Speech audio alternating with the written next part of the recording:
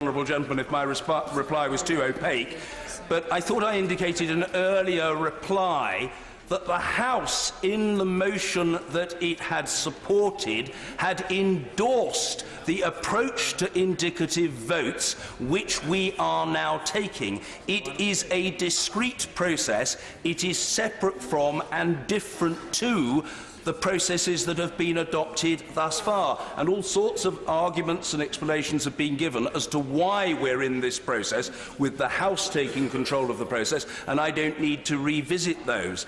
But I have answered that point already. I don't wish to be unkind to the Honourable gentleman, whom I like and respect very much, as he knows, but I fear I have to say to him, it's not that I haven't answered his point. I have answered his point already in response to an earlier point of order, but the simple fact is the Honourable gentleman doesn't like my answer, and I'm afraid I can't do anything about that. Point of order, Mrs Anne Main. Thank you very much, Mr Speaker.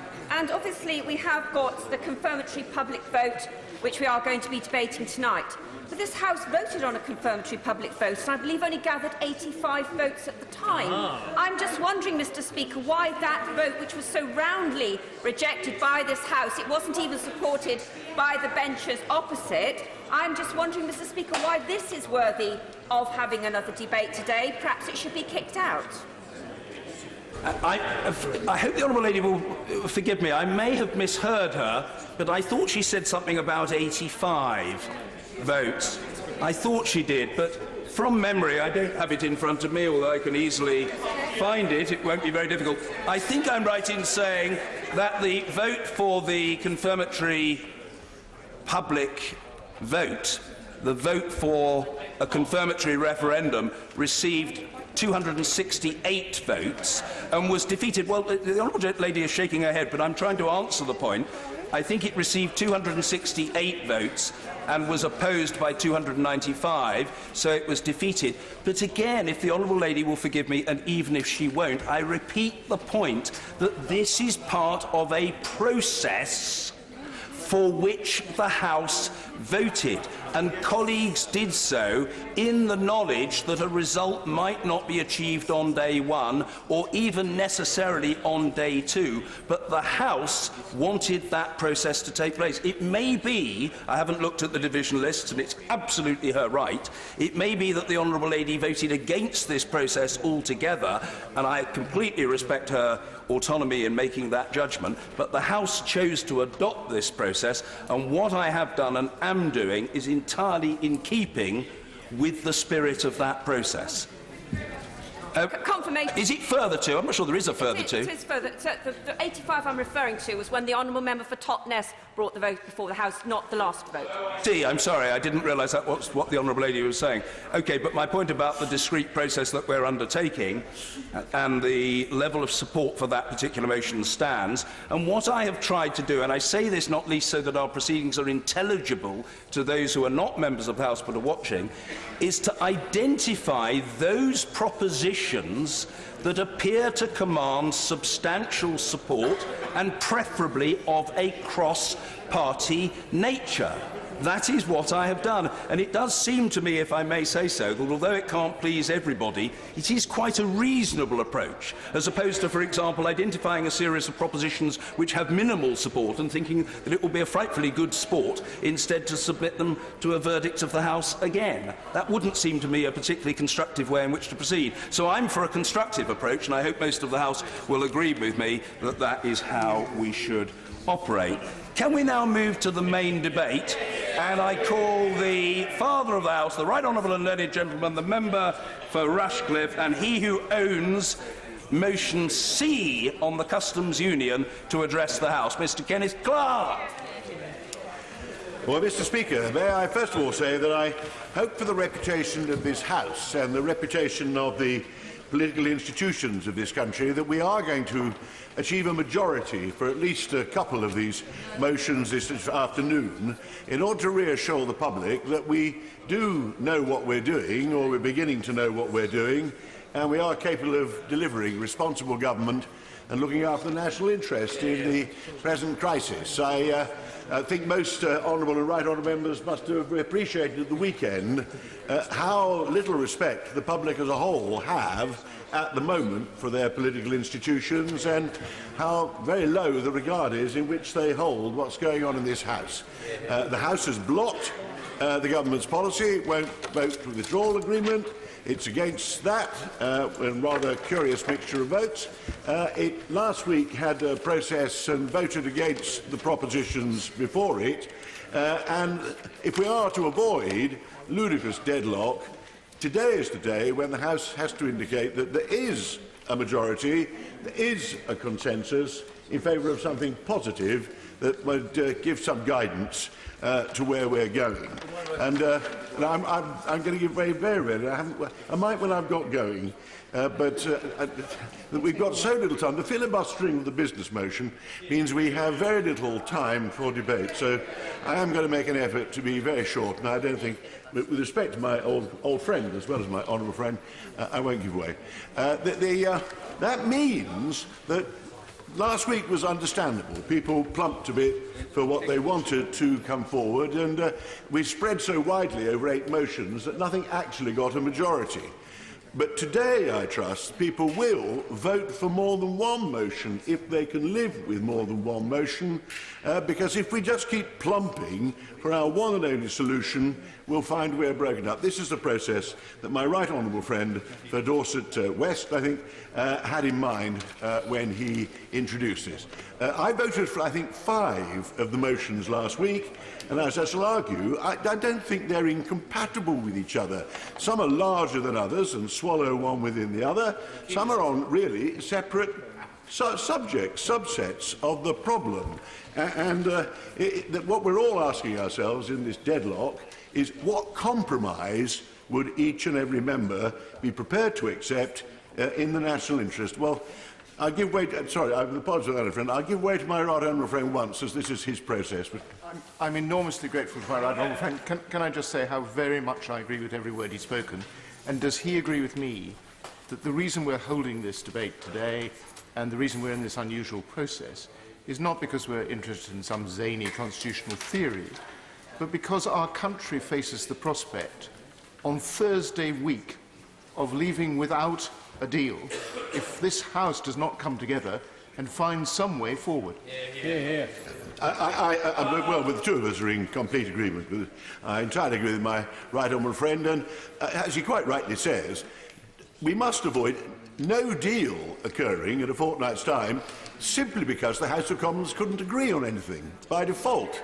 In fact, the House of Commons, 400 members of it, have voted against no deal, and it would be calamitous just to collapse into it because we cannot reach any compromise between each other of what we actually wish to put forward. And so I try and illustrate that my particular motion, which is for a permanent customs union, it is perfectly compatible with a wider look at the subject, but it sets a basic agenda, and I think it will help to ensure that what I regard as the damaging consequences of leaving the European Union are minimised, and we can reassure the absolutely panic-stricken, sometimes, business and other interests in this country who view the great unknown and the end of the common market with great concern. And I hope the public, who are as polarised as this House in their opinions at the moment, will begin to be reassured and people will be reconciled on a compromise of leaving the political European Union but staying in the common market, to use the language of Eurosceptics over the years. No, I'm not going to give away, because I'd say just had 2 hours filibustering, and I don't want my speech to be spun out. Firstly, let me illustrate why I think my particular motion C does not conflict with the body of opinion in most of the political parties in this House. Firstly, the Conservative Party. My motion does not conflict with the Prime Minister's withdrawal agreement. Indeed, it slightly complements it, deals with a different subject. Motion C is dealing with the political arrangement, the non-binding political declaration, and the nature of the later negotiations that will have to take place to determine our long-term future. as I said last week, it answers the concerns of the Labour Party, who have supported it, who say they will not vote for the withdrawal agreement, not because of the contents of the withdrawal agreement, but because it's a blind Brexit. You have absolutely no idea what the government's going to do and would be giving them a blank sheet of paper for this House to approve the withdrawal agreement and then carry on arguing inside the Cabinet for what objectives they're going to seek in the negotiations that would then follow. What this motion suggests is that this House mandates the government, whatever shape the government takes, whatever government, in the negotiations to make a permanent customs union one of its foundations. And I'll come back later to the only reason that ever given for being against the customs union, which is the only basis for voting against it. Now, I'm not going to give way. It's unfair to other members who've had this whole debate crammed into 3 hours. In 1972, we used to have all-night sittings on much smaller issues than this. I don't recommend going back to that. But I do object to listening to my colleagues having to speak on 3-minute time limits because chaps want to get to dinner and won't sit after 7 o'clock in the evening in the middle of the week, which is where this rather pathetic Parliament has got itself into recently. But that's my last digression from my theme. Let me... I've already said it does not conflict with the government's withdrawal agreement. If this motion is passed, or if it's subsumed by Common Market 2, which I will also vote for, and that subsumes this one if it's carried, then the easiest way of proceeding is for the government to proceed with its withdrawal agreement tomorrow, the Labour Party to abstain because it's no longer such a blind Brexit, and for get on to the serious negotiations which this country has not even started yet with its 27 partner nations. It doesn't conflict, motion C, with the case that's being made by many members for a further referendum, either a confirmatory referendum or a people's vote. It isn't on the same subject. The referendum is about whether a public vote has got to be determined whether the public have changed their mind and whether we are actually firmly committed to the EU now that we know what is happening. That's a process, a very important process that we're arguing about. I've been abstaining on that. I'm not very fond of referendums myself, but there we are. But what this motion C is concerned with is a quite different subject. It's the substance of the negotiations. If we get beyond April the 12th, and it's beginning to set out what the government has a majority for, what it's being given a mandate for when it starts those negotiations. And the separate issue of whether, once any stage, of any relevant stage, a referendum is called for, can be debated and voted on quite separately. Advocates of a people's vote are not serving any particular interest if they vote for a people's vote and somehow vote against this to make sure that that somehow gets a bigger majority. Both can be accommodated. I should be accused of bias if I give way to my right honourable friend. So I urge the Liberals to proceed on that basis.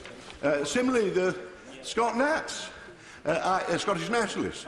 I mean, I agree with them that I would much prefer to stay in the European Union. But I'm afraid, in this trying to give this country some good and stable governance by giving it shares to the House of Commons, I've compromised on that because a huge majority seems to me to have condemned us to leaving the European Union. But I've tabled motions with the Scottish Nationalists, and I've voted with the Scottish Nationalists that we should revoke Article 50 if the dread problem of no deal seems to be looming towards us by accident, and I will again. I can't understand why the Scottish Nationalists will not at least contemplate, if they can't get their way and stay in the European Union, voting for a permanent customs union, which will benefit business in Scotland, benefits the economy in Scotland just as much as here, and is not remotely incompatible with pursuing their wider aims, as I mentioned them, and I will of course give the Honourable Lady the right to reply. Very grateful to the Right Honourable and learned gentleman for giving way. The reason that the SNP cannot support his motion today is that for the Scottish economy, freedom of movement is vital, and we don't get freedom of movement without the single market. So that's the reason we can't support his motion. I will be voting for a single market if it's presented in a proper way. I would have voted for the motion down in the name of my honourable member friend, the member for Penzance, last week, if he had not at the end added a gratuitous sentence saying that it ruled out any question of a customs union. And, if you can get a majority, if we can get a majority for a single market, I will vote for it again. And then, if we pass a motion for the single market, if we passed Common Market 2, which is to be moved by my honourable friend, no doubt later in the course of the debate, well, I quite accept then my motion is subsumed. But I'm not confident that we're going to get a motion for the single market because the Scotnats are attracted by freedom of movement. Many of my right honourable and honourable friends are provoked into voting against it because of freedom of movement. Similarly, Common Market 2 is ambitious. I would settle for that, but too ambitious, probably. So mine is, as it were, the fallback position. And I cannot see how the Scottish nationalists, I think my honourable friend does vote for my motion. There's no threat to the Scottish nationalist position by voting for me. There's no threat by voting for mine as well. Indeed, it is an insurance, going back to how I started, to make sure that we move forward and the government has a mandate given by this House of Commons, which we can then go on to ensure it actually has to follow in mapping out this nation's future. And in the long negotiations over the next 2 or 3 years, questions of regulatory alignment, questions of freedom of movement, questions of... we'll all start coming into the negotiations again. The fact that we've committed ourselves to a permanent customs union will not actually compromise any of those discussions as we go forward. I'd even address the Democratic Unionist Party, because I haven't the faintest idea why they are not supporting Motion C. If you pass Motion C, it means you have no tariffs, you have no certificates of origin. The Irish border question, pretty well, is solved. You're well on the way, 90-odd% on the way to maintaining the Belfast Good Friday Agreement, and actually it will be of huge benefit to the Irish economy and, of course, to Irish security, and it would also mean that the DUP's objection to the Irish backstop, that Northern Ireland's being treated differently from the rest of the UK, vanishes. Pass Motion C, and it applies to the entire of the United Kingdom, and I'll give way, as I'm referring to the honourable member, but I am a unionist, and he thinks the Irish backstop is not a unionist proposition. Motion C is a unionist proposition. It does no harm to the DUP's position at all. I'm glad to hear that the member has said that he's a unionist, though in supporting the withdrawal agreement 3 times he has shown that he does not respect the views of the people of Northern Ireland who believe that it puts it in jeopardy. But could I just say to him that the customs union alone does not resolve the issue of the border between Northern Ireland and the Irish Republic in the terms that the EU have expressed it, because the single market rules are equally important in their argument that you would need to have regulatory checks, though of course we know from their no-deal preparations that whether you're in a customs union or a single market, or not in a customs union or a single market, doesn't really matter, because they don't intend to put checks on the border anyway. Firstly, I do agree. To have an open border, unless we invent these magic X-ray cameras, which some of my friends think are imminently about to be discovered, you need to be in a customs union, and you have to have some degree of regulatory alignment. But in the case of the Irish border, and I think in the case of Dover, you've got 90% of the way with the customs union, and as I say, it isn't the customs union that's inconsistent with his aim and mine, which is a totally free-moving, frictionless, to use the Prime Minister's phrase, border, and the Channel in England and in Ireland, and the same arrangements applying to both. And he cites the fact that, unfortunately, the withdrawal agreement has the Irish backstop in it. Motion C makes the Irish backstop irrelevant, superfluous. It's never going to feature if we pass motion C. Now, I'm sorry, I should go back to being strict, but when I refer to parties or people, I feel it's courteous to actually let them respond to me. So let me just deal finally, very briefly, with the only substantial argument that has been raised against the Customs Union in this House from beginning to end of our debates. And that is that it will stop us having our own customs arrangements with third-party countries. And that is the one that's repeated by ministers over and over again. Firstly, no, I'm not going to allow it. First, in the interest of other people, I'm sorry, Greg. Firstly, it's not actually accurate that. It is true that trade agreements with other countries would not be able to make changes to the tariffs, the external tariffs that we will have, because, of course, we would have the benefit of no tariffs at all, totally tariff-free entry into the rest of the EU. But what you would be able to have trade agreements on is the service economy, service industries, which are the vast majority of the GDP in this country. And I've been involved in trade negotiations over the years quite a lot. And this isn't vanity, it's simply my longevity that makes me say that probably I've had more experience of trade arrangements and dealings than any other member of this House. Every department I've been in, I've led trade delegations to somewhere or other. My spell at the Department of Trade and Industry, my spell at the Treasury, I got heavily involved, particularly with Americans and with China and with large parts of Latin America, in trade deals. And in the last government, the coalition government, I led for the British government on the EU-US TTIP negotiations. Because although the Commission conducts the negotiations on a mandate it's been given by the 28 member states, certainly the bigger ones, like Britain, remain a constant presence and go backwards and forwards to try to make sure it's going smoothly. So I have been involved in many attempts to get trade deals, some successful, some not. Opening up the Chinese market is a very slow business. I could have told President Trump, and certainly tell this House.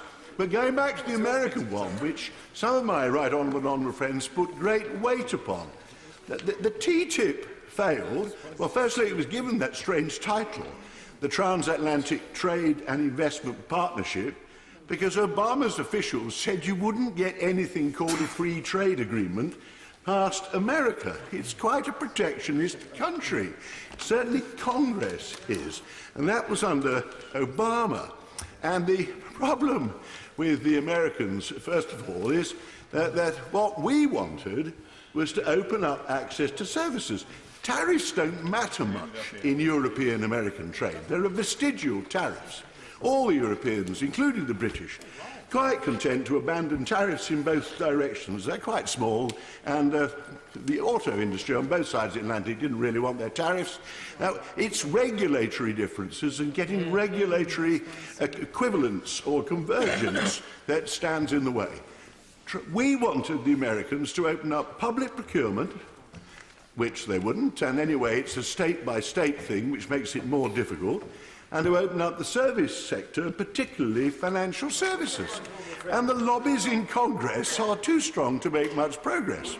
The present President has given no indication that he would open up any market to us. The approach he's taken to trade negotiations when he talks about a trade agreement and takes on the Mexicans, the Canadians, the Chinese, is he wants America to export more to them and them to export less to America. And we have a large trade surplus in America, and that's what he has in mind. It's perfectly plain. And his obsession is with food and agricultural products. And that means giving up our standards of animal welfare and food quality, which British lobbying have got very high standards in Europe, taking the lower standards in America with hormone-treated beef and chicken. And if you think you're going to influence that if you get such a trade agreement, we can somehow start tightening up American food standards and animal welfare, I can only tell you that the agricultural lobby in Congress is extremely powerful, and they wouldn't take the slightest notice of British interests on such matters. And Australia probably would have a deal. You have to face a problem of hormone-treated beef. That's what they want to export to us. The New Zealanders want a deal, but as long as you lift the quotas on their tariff-free exports of lamb, I'm sure they'd be happy if we can think of anything we wish to sell to New Zealand that we don't sell at the moment. But these negotiations are not going to compensate for the loss of our European markets if we stay outside the customs union and the single market and erect great barriers in our way. So I've made the case, and I really do think it is modest. It's modest compared with my own views. There's nobody in this House who's a greater supporter of the European project. There's nobody in this House who wants more than me to see Britain remain in the European Union if that was in the realm of the possible. But to reject motion C again would run the risk of the adverse reaction outside that we got when, as I think we all anticipated we would, we got minorities for every motion last week. Now is the time for people to get behind this. If they wish to get behind Common Market 2, feel free. If they wish to reinforce the revocation argument, if we otherwise would crash out with no deal, vote for that. So far, this process has been a shambles. The public are holding almost in contempt their political parties and their politicians and the institutions of government. Today we've got to start to bring that to an end. All I'm putting forward is a modest step compared with most on the order paper. This modest step is perfectly compatible with the wider ambitions of a large majority of this House. So it's fitting, Mr. Speaker, I should open the debate, because I think mine is the basic, obvious beginning. If the House wishes to add more, I shall probably vote with them. Order. Thank you. I'm keen to accommodate all of those whose motions have been selected and to do so before calling others. I'm not imposing a formal time limit at this stage, but there is a premium upon time and therefore upon brevity. Mr. Peter Kyle. Thank you, Mr. Speaker. The motion I speak to today, motion E, is an attempt to bring us all together. It's an attempt to restore the kind of politics that will allow us to overcome the greatest challenges. We need to recognise that this House is in peril, not just of a disastrous Brexit outcome, but in peril of failing so far the popular esteem that we may well never recover public trust. We have lost the art of politics because we have become gridlocked by the politics of position. We have taken our positions, usually in groups, and effectively gone to war against all the other groups. There has been a heavy price to pay, even beyond the battering and the bruising of the opposing views. That price has been paid outside this chamber in what has now become an ever more divided and fractious country. Will he give way? I'll give way in a moment. I will give way, but I'm going to try and make as much progress as I possibly can. It is also a bemused country which demands that we chart a new course forward. After 3 years of assault and counterattack, no position has emerged victorious. Instead, the politics of this House have been even more diminished and entrenched. Nothing will change if we're not prepared to move. A solution will emerge only if we make it so. I thank the honourable member for giving way and for his very thoughtful tone. I'd like to ask a clarifying question. What is the question in the referendum that he is proposing? Given we've already voted to leave in 2016, I'm assuming the question in his referendum would be leave with the government's deal or leave with no deal. Well, I'm grateful that the honourable gentleman is predicting where I'm going to get to in my speech, and I think that would be the time to answer the question once I've addressed it, because I think you can predict the fact that we will get there pretty soon. The solution, I believe, is to work with what we have before us, to accept the world as it is, not the world as we would like it to be. After the referendum, I travelled to Norway, I met negotiators, I met ministers, I visited the EEA in Brussels, and I worked alongside colleagues to champion a soft Brexit, which I then voted for. For those who say that I and others like me have simply tried to scupper Brexit from the start, they are wrong. I've also voted with every proposition from my own front bench, and I would encourage others to do the same as another way to achieve compromise and consensus. And I congratulate the Leader of the Opposition and the Shadow Brexit Secretary for their excellent work in crafting a set of Brexit policies that puts the future of our economy and workers first and foremost. I believe that if they had done so from within a position within government, then we would be able to present a deal to Parliament that would have been accepted. That is why our amendment relates to a deal and not specifically the government's deal, because I know many people on these benches still long for a better proposition than the one that's on offer. But we must be honest with each other. When the Prime Minister triggered Article 50 process, we all knew, whether we voted for it or against, that it bestowed on government the right to negotiate a deal on behalf of the British government. That deal is before us, and it defines Brexit. I will. A serious point on obviously what they would put before the British public.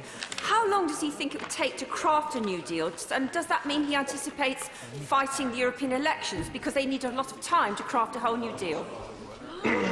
I'm grateful to the Honourable lady, and I encourage everybody to look in this direction rather than another direction. But I am not suggesting with this proposition that we do propose another deal. I'm proposing with this that we accept the landscape we are standing on exactly in the manner that I have just suggested. The deal before us is one that defines Brexit. And as it stands, this sovereign Parliament has rejected it again and again and again. In fact, Mr. Speaker, MPs have cast a staggering 1,167 votes against this deal. To colleagues, to show some respect for the member who has the floor. The honourable gentleman has had his motion selected, and he's entitled to be heard. On a point of order, Mr. Stephen Doughty. Thank you, Mr. Speaker.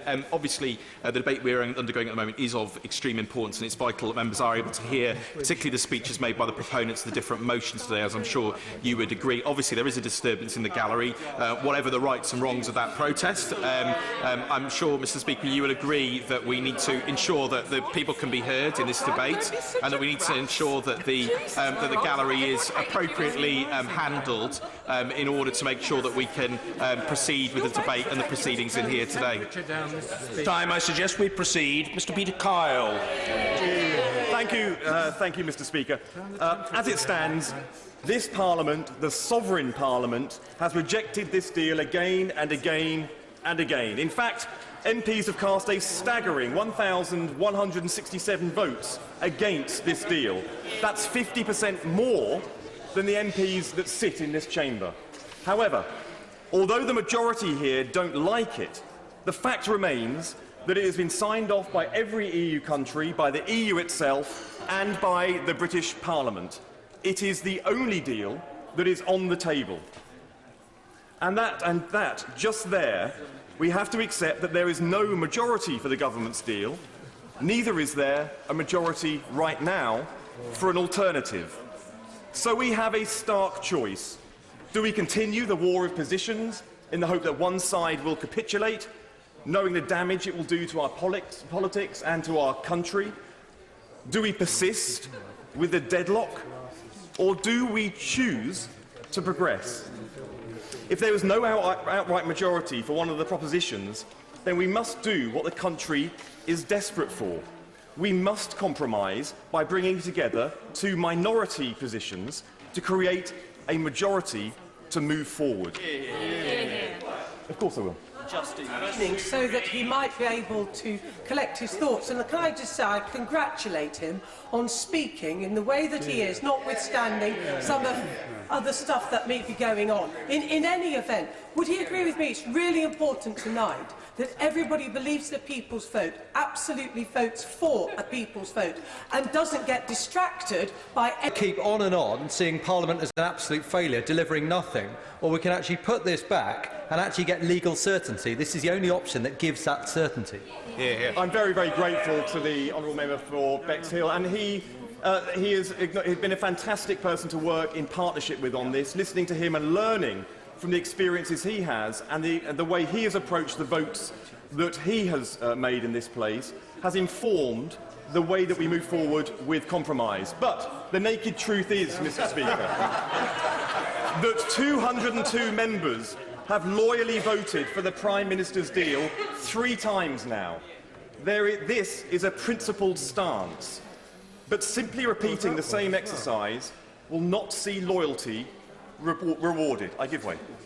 I thank the honourable gentleman for giving way. I have long said that if this House cannot find a solution to the Venn diagram that is Brexit, then all options, including confirmatory vote, must remain on the table. But does he acknowledge that any route from here is not consequence-free? And does he acknowledge that a second referendum could be much more divisive than it is decisive? I'm grateful for the cheeky intervention from the right honourable gentleman. He makes a good point, because, but just because something has happened in the past, and let's accept that the 2016 referendum was a challenging one for our country, the next public vote needn't be, and we have a role to play in that. If we choose to lead the country in a different way, we have a hope of not repeating the 2016 experience, but making it one that reconciles, and we are not slaves to the past. Let's be masters of the future. I give way. He's fleshing out his arguments very well indeed. But what I wanted to say really was that we can't keep going round in circles. And this Parliament has nearly spent 3 years debating this topic, not finding a consensus. And I think we all now need to understand that we have to break that deadlock. And he is right to say that really the only way we can do that is through a public vote. And surely it makes more sense to have a public vote on the matter at hand, which is the route forward on Brexit, than a general election that may result in different MPs but still a hung Parliament and no direction. I'm very grateful for her intervention. As you'll see in just a moment, that I rephrase and reframe the way that she posited it, but agree with the general direction. And I'm going to make some progress. I promised the Speaker that I would speak for about 6 minutes, and I'm trying so hard to honour that promise. Last week, 268 members voted for the principle of a confirmatory ballot. It was the largest number of votes for any alternative Brexit proposition until that point. The principle of a confirmatory ballot has been used effectively twice in the last 20 years, both times to solve the complex and divisive issues. The first was on the Belfast or Good Friday Agreement. A lot of people in organisations were asked to give a lot to cement the deal.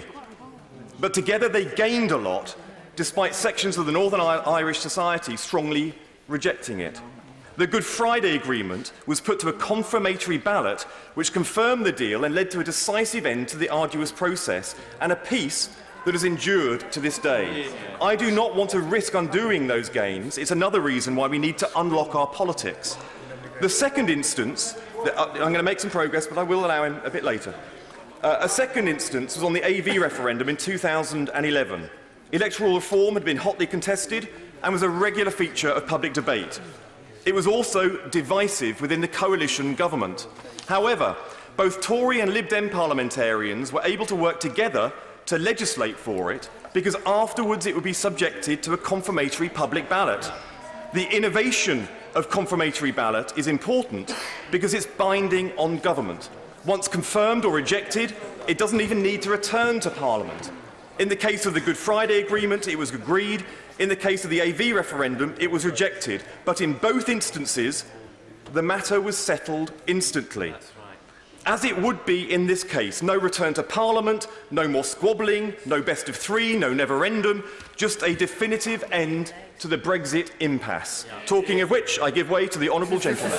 He's kept his word, Mr. Speaker, and I'm extremely grateful to him for that. And his idea would have some merit had it not been for the fact that in 2017 we had a general election, which his party and my party both fought on our manifestos, saying that we would fulfil what was in the manifestos, which was to deliver Brexit. 80% of the people voted either Labour or Conservative. Doesn't he therefore believe, as what I've heard from my constituents over the past few weeks, which is just get on with it?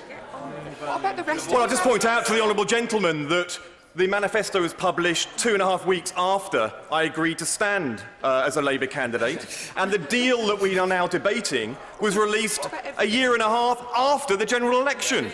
We didn't see checkers, we didn't see what the negotiating stances of government were, we didn't see the deal for months and months and months after that general election. So that we didn't, by standing on either manifesto, give a blank cheque to government to deliver any deal in response. I give way to the Honourable Gentleman. Just briefly, the simple answer to the manifesto point is that we as a coalition government had a completely different set of policies worked out literally behind closed doors after the 2010 election, and we lost the 2017 election. The reason that Brexiteers cite the manifesto is because they're trying to stop Parliament having a say on Brexit.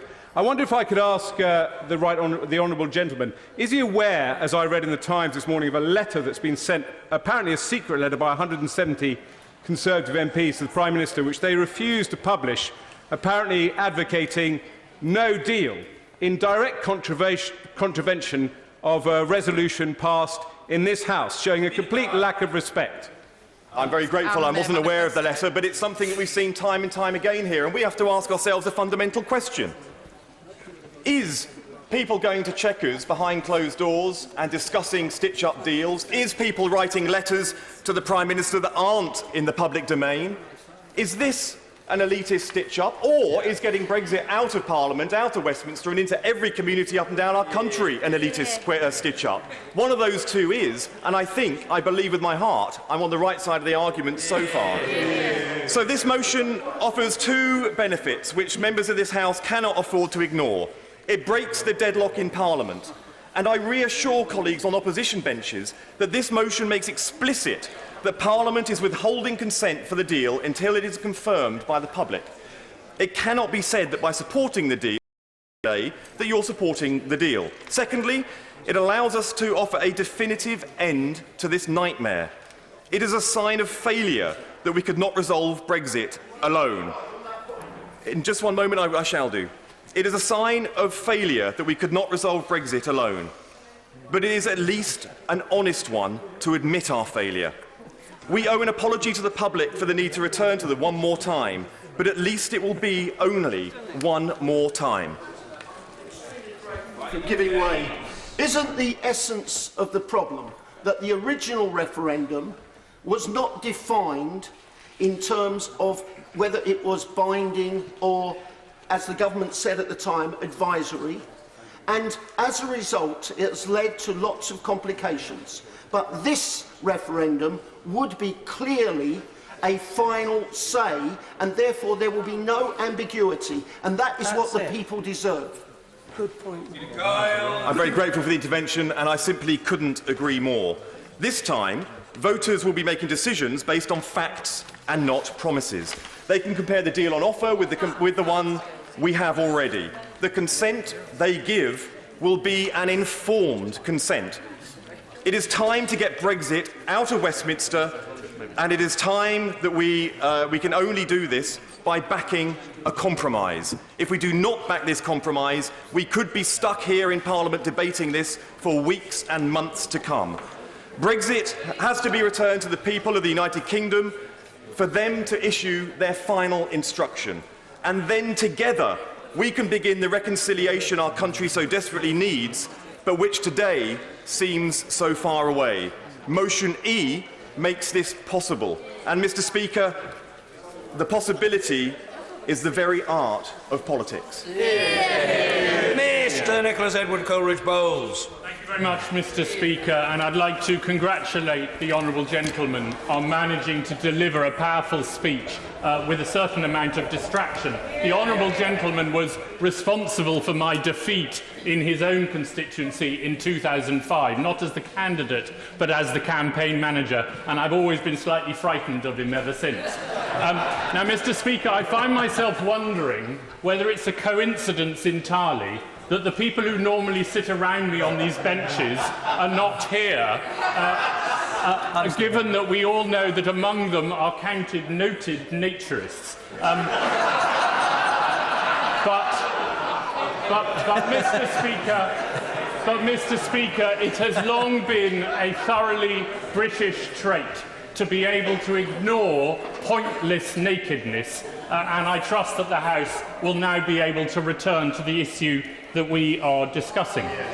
In last Wednesday's debate on the business of the House motion, my great friend and mentor, the Honourable Member for Mid-Sussex, urged the House to take to heart the words that are recited every day during prayers by the Speaker's chaplain, that we should never lead the nation wrongly through love of power, desire to please, or unworthy ideals, but laying aside all private interests and prejudices, keep in mind our responsibility to seek to improve the condition of all mankind.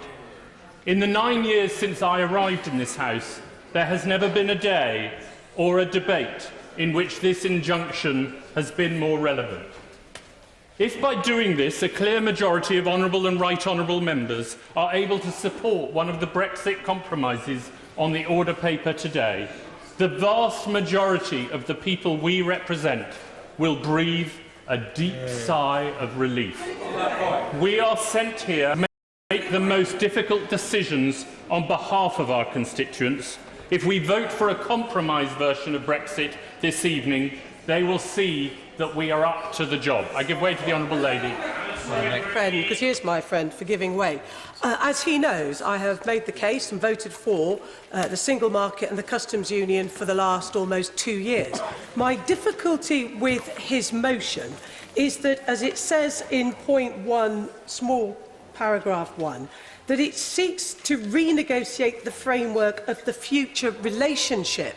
And I think he would have won more support, if I may say, if, like at least motion C in relation to the customs union, that seeks to change the withdrawal agreement as well as the future framework. And his problem with this amendment is that it's only about the future relationship, which any government and any Prime Minister that succeeds the current can change. It is non-binding, in other words.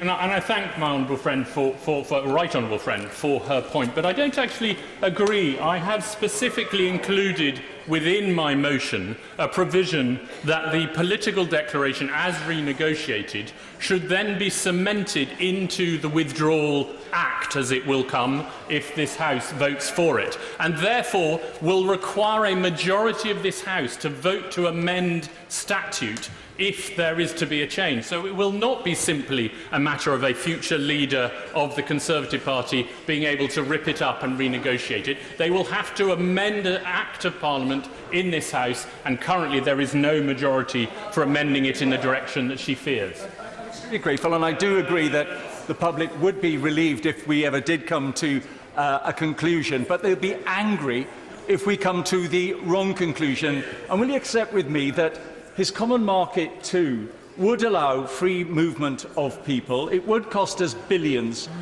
to access the single market. We would be justiciable by the courts. We would be law takers, and we wouldn't be able to do free trade deals. Wasn't that the basic tenet of what we voted for in 2016?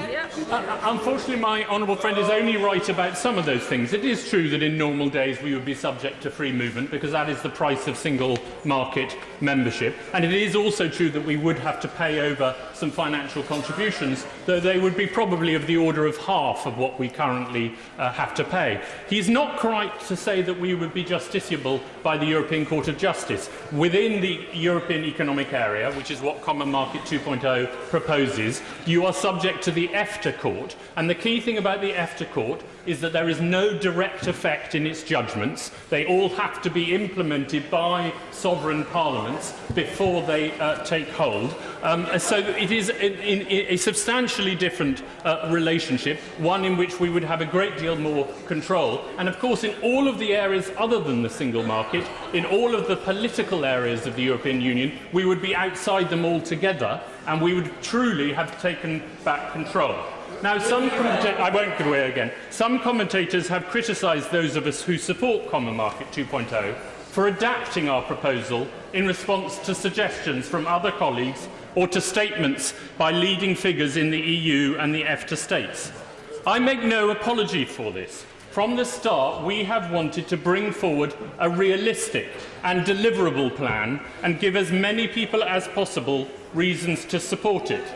So since last Wednesday's debate, in response to comments from honourable members on the Labour benches, we have added further detail to the definition of the comprehensive customs arrangement that would prevail at least until alternative arrangements underpinning 22nd of May.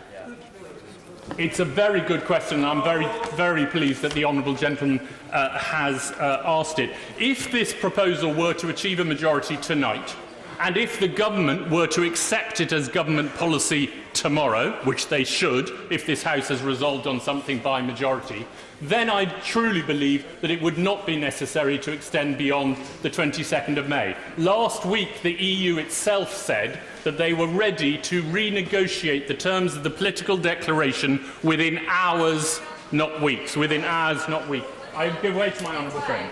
I thank my honourable friend and for all the work that he's done on Common Market 2.0. Does he not agree that this is not just a strong Brexit, it's actually a unity Brexit, because many Eurosceptics in the past have supported the idea of Britain joining the European Free Trade Area, and current Eurosceptics like my honourable friend Paul Red Ruth and Camborne are supporting Common Market 2.0 membership of the European Free Trade Area. Does he not also agree that there are important breaks on freedom of movement?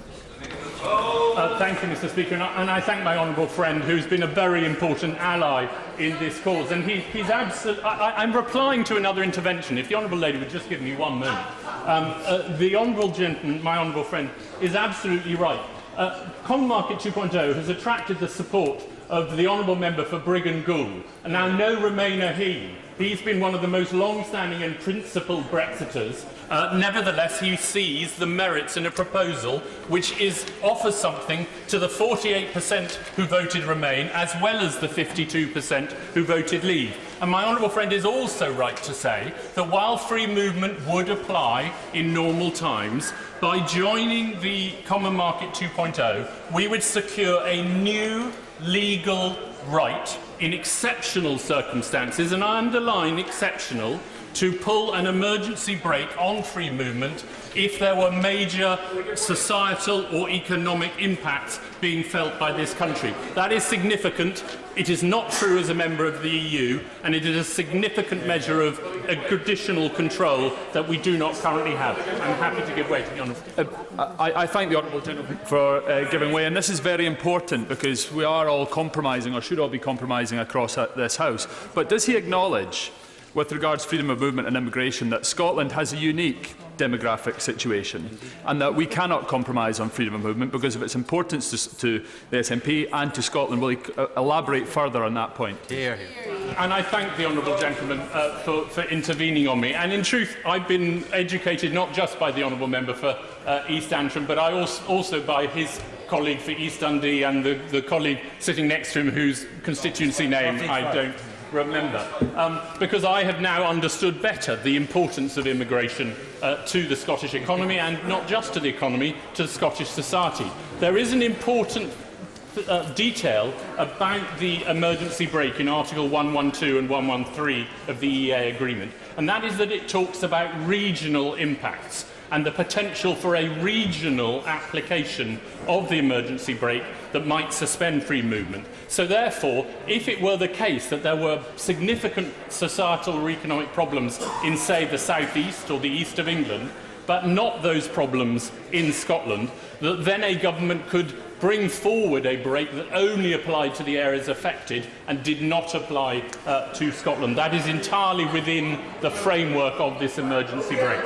Mr. Speaker is glaring at me, so I'm not going to take any more interventions until I've got much closer to the end of my speech. All of us in this House would much prefer to avoid the activation of the Irish backstop.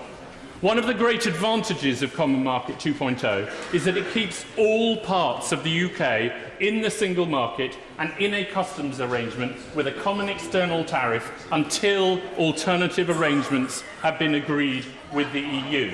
So it should be possible to agree with the EU a legally binding joint interpretive statement enshrining the commitment that the backstop protocol will be superseded in full once the UK is safely inside the EEA and a customs arrangement. Common Market 2.0 is the only Brexit compromise that can make the Irish backstop fall away altogether. I'll give way to him. Very grateful to my honourable friend for giving way. He's making a very compelling case. I'm almost convinced, but not quite. Could he confirm that what he would do is to replace the Northern Ireland backstop with its potential forever arrangements and handcuffs on the United Kingdom with something that at least we could depart from upon serving sufficient notice? Thank my honourable friend for intervening. And I simply say this, that we have to have an agreement with the EU about alternative arrangements. But thanks to the hard work of the Right Honourable Member for Loughborough and many others across this House, we have secured in the agreement with the EU a commitment to develop those alternative arrangements. And while they may not exist now, and while they may not exist in 3 years' time, I'm absolutely confident that with goodwill we can secure arrangements. I don't believe the EU, any more than we, want to keep us in a prehistoric situation when new technologies make a more sophisticated management of the border possible. Now, many in this House, as we heard from my honourable friend, the member for Hove, many in this House believe that there should be a referendum to secure the voters' consent to any Brexit deal. I don't agree with them, but I have the greatest possible respect for the sincerity of their arguments, and I admire the passionate commitment of the supporters of their cause. I hope, just one second, I hope that, like the Right Honourable Member for North Norfolk, they will support Common Market 2.0. If a referendum happened, its result, we have learned, would be unpredictable. Surely it would be better for the Leave option to be one that retains membership of the single market and a customs arrangement that guarantees frictionless trade. The honourable gentleman for giving way, and he is to be commended because I think, unlike the government front bench, we are looking now at compromises, working together in the interests of the people. But just to push him a little more on the idea of a referendum, simply we've already discussed no deal, discussed the Prime Minister's deal, then potentially Common Market 2. Not all of those, all of them are mutually exclusive, and they can't all represent all the 52%. Does he not feel that for the interest of democracy and legitimacy, the only way to end this is to put his proposal, with all the benefits that it brings with it, to the British people, allow them to either choose it or to remain? I thank my honourable friend, and I thank him also for taking the time to talk to me about the proposal and to understand it, and we did discover much common ground. I'm not myself persuaded of that, and I apologise in the sense that I'm not able to be. But what I'm sure he will be aware is that if the House votes for Common Market 2.0 tonight, it will then need to come forward in a withdrawal implementation bill. And there will be opportunities for people across this House to seek to amend that bill and to add the confirmatory referendum that they seek. This is not the last stage in this conversation. If anything, it's just the beginning. And I hope that he can support the Leave option that would do least damage to the British economy while continuing to make his argument for a referendum. I'm going to make some progress. Some of my honourable friends on these benches supported the motion laid by the honourable member for Camborne and Redruth, which also supported British membership of the EEA and EFTA. Now, although the journey that Common Market 2.0 proposes might take a little longer, I hope they will recognise that the destination is, to all intents and purposes, the same, and will therefore join my honourable friend in supporting our motion today. Mr. Speaker, constructing a compromise is not easy, nor is the realisation that you may not get everything that you want, that other people's views and interests matter, that it is better to get half a loaf rather than nothing at all. But our constituents do not send us here for an easy ride in which we duck difficult choices. This evening, let us live up to the words of the parliamentary prayer and, setting aside our private interests and prejudices, lead our country out of the Brexit morass. Point of order, Mr. Speaker. Thank you. Point of order, Mr. Nigel Evans. Can I thank you, sir, and the authorities here for the way in which this disruption has been handled. A disruption or a distraction, sir, but no disruption to our proceedings. And could we, through you, thank everybody involved? We want to thank those who look after us and protect us, and I very much appreciate what the honourable gentleman has said. We just press on with the debate. That's what we're here to do. Joanna Cherry.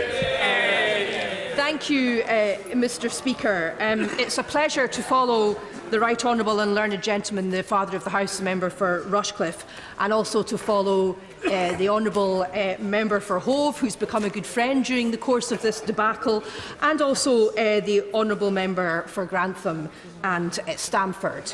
Given the mess that the present government have got the United Kingdom into, I think each of us who've spoken already today are, in our own way, trying to ensure that the Prime Minister doesn't go naked into the conference chamber, if I may use that phrase, when she goes to the EU Council on the 10th, on the 10th of April, in a week on Wednesday. And as the Father of the House said in his speech, we mustn't allow no deal to happen by accident on the 12th of April, simply because this House has failed to find a deal which a majority can get behind. And as the government's chief whip himself has admitted, the Prime Minister's failure from the beginning, when she lost that general election 2 years ago, to try and build a consensus across this House and with the devolved governments, means that we are highly unlikely to find a deal which this House can get behind before Friday the 12th. And therefore, we need some sort of backstop, some sort of insurance policy against a no deal. And we also need a way to make sure that the Prime Minister honours the promise she gave this House at the beginning of last week, that unless this House agrees to it, no deal will not happen. That's what the Prime Minister said. And as we know, and as has been said already this afternoon, one of the things that definitely did happen in the indicative votes last week was that 400 honourable members rejected the idea of a no-deal Brexit. And we know that there's a majority against a no-deal Brexit, and I give way. I thank my honourable friend for giving way, and I commend her for her efforts with this motion before us again today. She will remember, as I do, that the Prime Minister pledged that if Parliament did vote to support no deal, that would become the government's policy. So does she not agree with me that if Parliament votes for her motion tonight, that should be the government's policy? It should be a backstop to make sure that no deal cannot happen. Yes, I do, and that's the purpose of this motion. And it's not an SNP motion, although I'm absolutely delighted that all my honourable friends are backing it. It's a cross-party motion, and it's been supported by members of every single party in this House, apart from the DUP. And the purpose of the motion is that if we cannot agree a deal by the 10th of April, and everyone must see as a matter of common sense that that's highly unlikely, if we can't agree a deal by the 10th of April, the date of the EU Council, then this motion, if it's passed tonight, would mandate the government to ask, first of all, for an extension of the Article 50 period, and if the EU didn't agree to that, the UK Government would require to table a motion immediately asking this House to approve no deal. And my motion goes on to say that assuming the House didn't approve no deal, and I think we can assume that given the many votes that have been in it already, the United Kingdom Government would then be mandated to revoke Article 50 before we exit the EU with no deal late on the night of 12th April.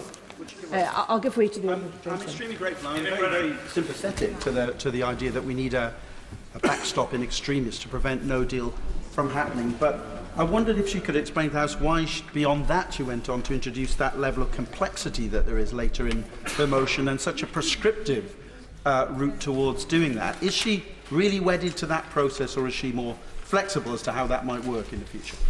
Well, I'm keen to get this motion passed today, and I was very disappointed that some honourable members, particularly in the official opposition, didn't feel able to support it last week. But in the spirit of cross-party working, I am trying to be respectful of the reasons why they didn't feel able to support it, and understand why it's easy for me, coming from the City of Edinburgh, which voted 75% to remain, and the country of Scotland, which voted 62% to remain, and representing a constituency which voted 72% to remain, it's easy for me to cross this bridge, but it's more difficult for members in English and Welsh constituencies with different mandates. And equally, unlike the British Government, who have failed to recognise the fact that Scotland voted Remain and Northern Ireland voted Remain, I am trying to recognise that other parts of these islands voted Leave, and that for some people to support this motion, the door cannot be closed on the Brexit process by a revocation to prevent no deal. And that's why, with the assistance of lawyers, including Joe Mon QC, who was my fellow petitioner when we took the case to the Court of Justice in Luxembourg to establish that Article 50 could be unilaterally revoked. That's why, with him, we've crafted the motion in this way. And in that connection, I declare my interest in relation to the support of the Good Law Project. I'll give way to my fellow sponsor. Would the Honourable and Learned Lady agree with me that nobody except those who positively want a crash-out, no-deal Brexit, nobody else in this House should have any problems in voting for her motion? Yeah, I mean, yes, I do agree, and I really do appeal to members across the House, and I know that 10 Conservative members, honourable members, voted for this last week, including 2 junior ministers, and I appeal to anyone who cares about the people who live in these islands and the economy of these islands to prevent a no deal from happening. Absolutely. Now, it's no secret that I came to this House to secure an independent Scotland, and that is still my primary aim. But it is not in the interest of Scotland for the Scottish economy to go down the tube with a no-deal Brexit. It's not in the interest of the English, Welsh and Northern Irish economies to go that way. And it's not in Scotland's interest for the English and Welsh and Northern Irish economies to go that way.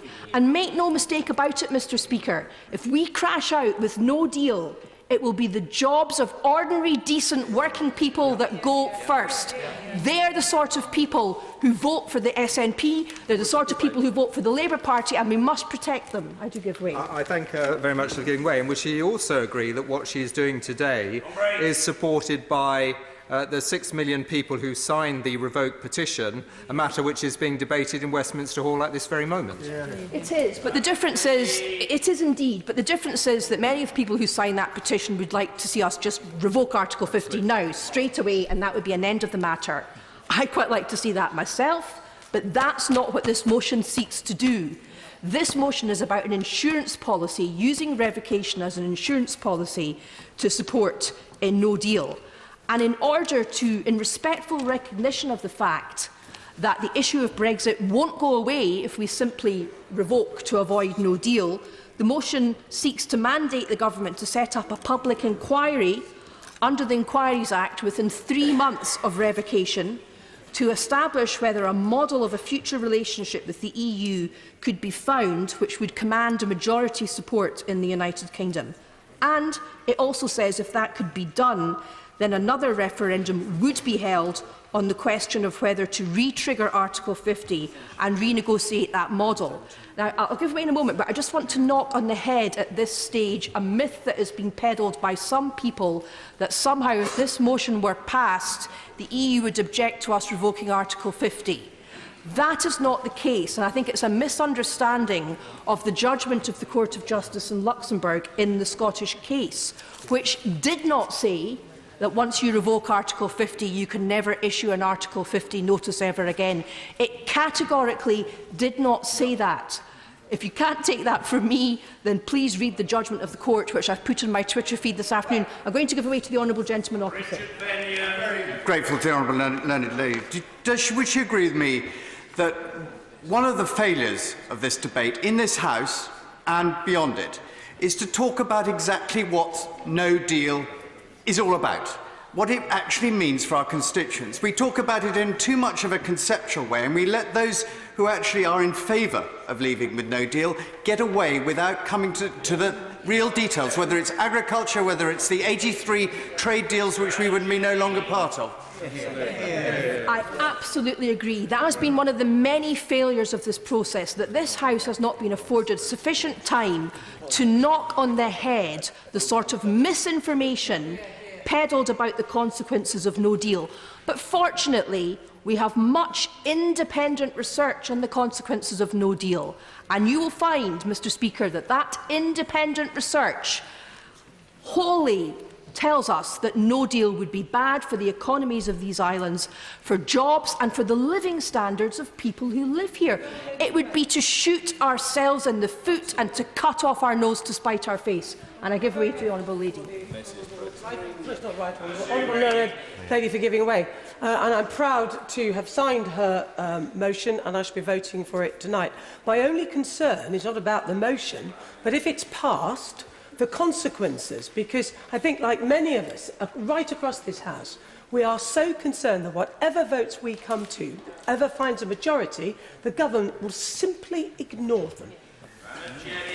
Well, we have every reason to be concerned about that, because as the honourable lady knows, the government have repeatedly ignored votes in this House.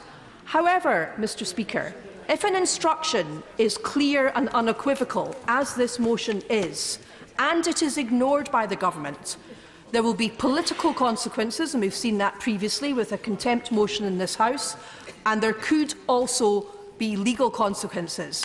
Now, in any normal times, this government would be long gone because of its incompetence and the multiple fiascos we've had recently. But really, if this government were to ignore an instruction as clear as this and plunge the nations of these islands into the economic disaster of no deal, not only would this government not survive it, but the Conservative and Unionist Party would not survive it. So I'll give way to the honourable lady. Because I'm looking closely at the motion she's got for the House. Can she confirm, with the timelines that have been outlined in here, that this will indeed absolutely mean voting for this tonight will mean voting again for European elections and having to have MEPs? Absolutely. We all know that if there's any sort of a lengthy extension, there will have to be European elections. Now, I know there is some learned opinion to the contrary, but I think the weight of opinion is that there will have to be European elections.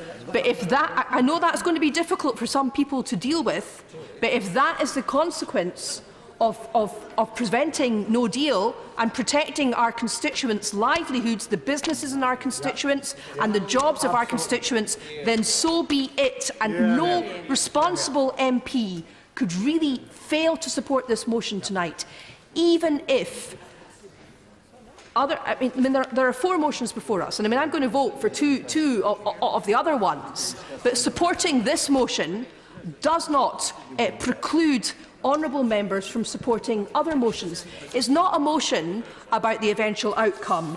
It's a motion about process and a motion about protecting us. Now, I can see the speakers are keen to bring in other speakers, and I'm not going to take up much more time, so I will wind up to a conclusion. But for Conservative members of Parliament, this is an opportunity to make good on the promise that the Prime Minister has already made to this House, that unless the House agrees to it, no deal will not happen. For Labour MPs, It's the opportunity to make good on the promise in their 2017 manifesto, which of course I read, as I always do with Labour manifestos, and which says that Labour recognises that leaving the EU with no deal is the worst possible deal for Britain and that it would do damage to our economy and trade. Labour will reject no deal as a viable option. This is pretty much the last chance saloon, Mr Speaker, and if Labour want to reject no deal as a viable option and put in place the insurance policy of revocation, then they really need to do that today. But most of all, this motion should appeal to all of us as Democrats, because this decision of such importance for the United Kingdom between revocation and no deal ought to be one for the representatives of the people in this Parliament and not for the Prime Minister of a minority government. That's why I've called it the parliamentary supremacy motion. And of course in Scotland it's the people that are sovereign and supreme, not the Parliament. But I recognise that for all intents and purposes this Parliament is supreme, and this motion is all about taking back control and making sure that we have an insurance policy against the dangers that this rather confused government could crash us into a no deal without really meaning to do so. Order. Approximately 40 honourable and right honourable members wish to speak, the large majority of whom, I'm sorry to say, seem set to be disappointed, and 3 front benchers are due to speak, although I hope mercifully briefly. So, in the interests of trying to accommodate colleagues, we'll start with a time limit of 6 minutes, but it's not obligatory to absorb the full 6. Mr Dominic Grieve. Thank you, Mr Speaker. I will try to be brief. Mr Speaker, there are the 4 motions before us. 2 relate to substance and 2 to process. And I have to say I don't think they can be easily disaggregated. I myself have signed a motion E and a motion G. Motion E being that of the Honourable Member for Hove, because as I've said on many occasions, I believe that in view of the circumstances that have arisen, the idea that we can legitimately take the people of this country out of the European Union without consulting them as to whether the deal that we are offering them is one they want seems to me to be a very odd thing to do indeed. Because the reality is that everything we've been talking about this evening on the 2 substantive motions particularly bears almost no relationship to what was being advanced by those advocating leave in the 2016 referendum campaign.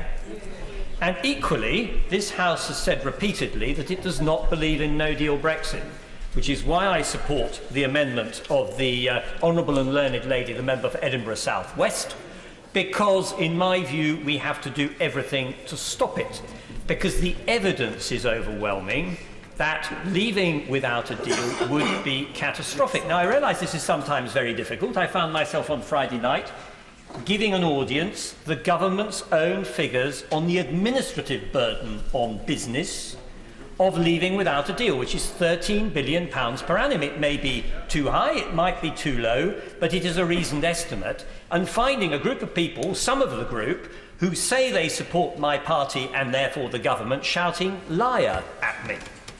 And this, I'm afraid, is the point where reasoned debate has wholly evaporated. The House is very clear that what we have here is a real risk to this country's integrity and future, which is why no deal must be prevented. May I then turn to the 2 substantive motions? Looked at straightforwardly, I think both offer a better destination for this country than what the Prime Minister negotiated. Partly because they both address the Northern Ireland issue and do it in a way that covers the whole of the integrity of the United Kingdom and doesn't separate Northern Ireland out from it, which seems to me to be an advantage. And secondly, because the concessions they make to our participation or deeper integration with our EU partners even after we've left do not come, to my mind, at a cost that I think people will notice when we are out. Because I happen to agree entirely with my right honourable learned friend, the member for Rushcliffe, that in reality the idea of the trade deals that we have celebrated and said that we are going to have, I believe they are going to be absolutely marginal compared to our well-being, compared to what we are going to lose.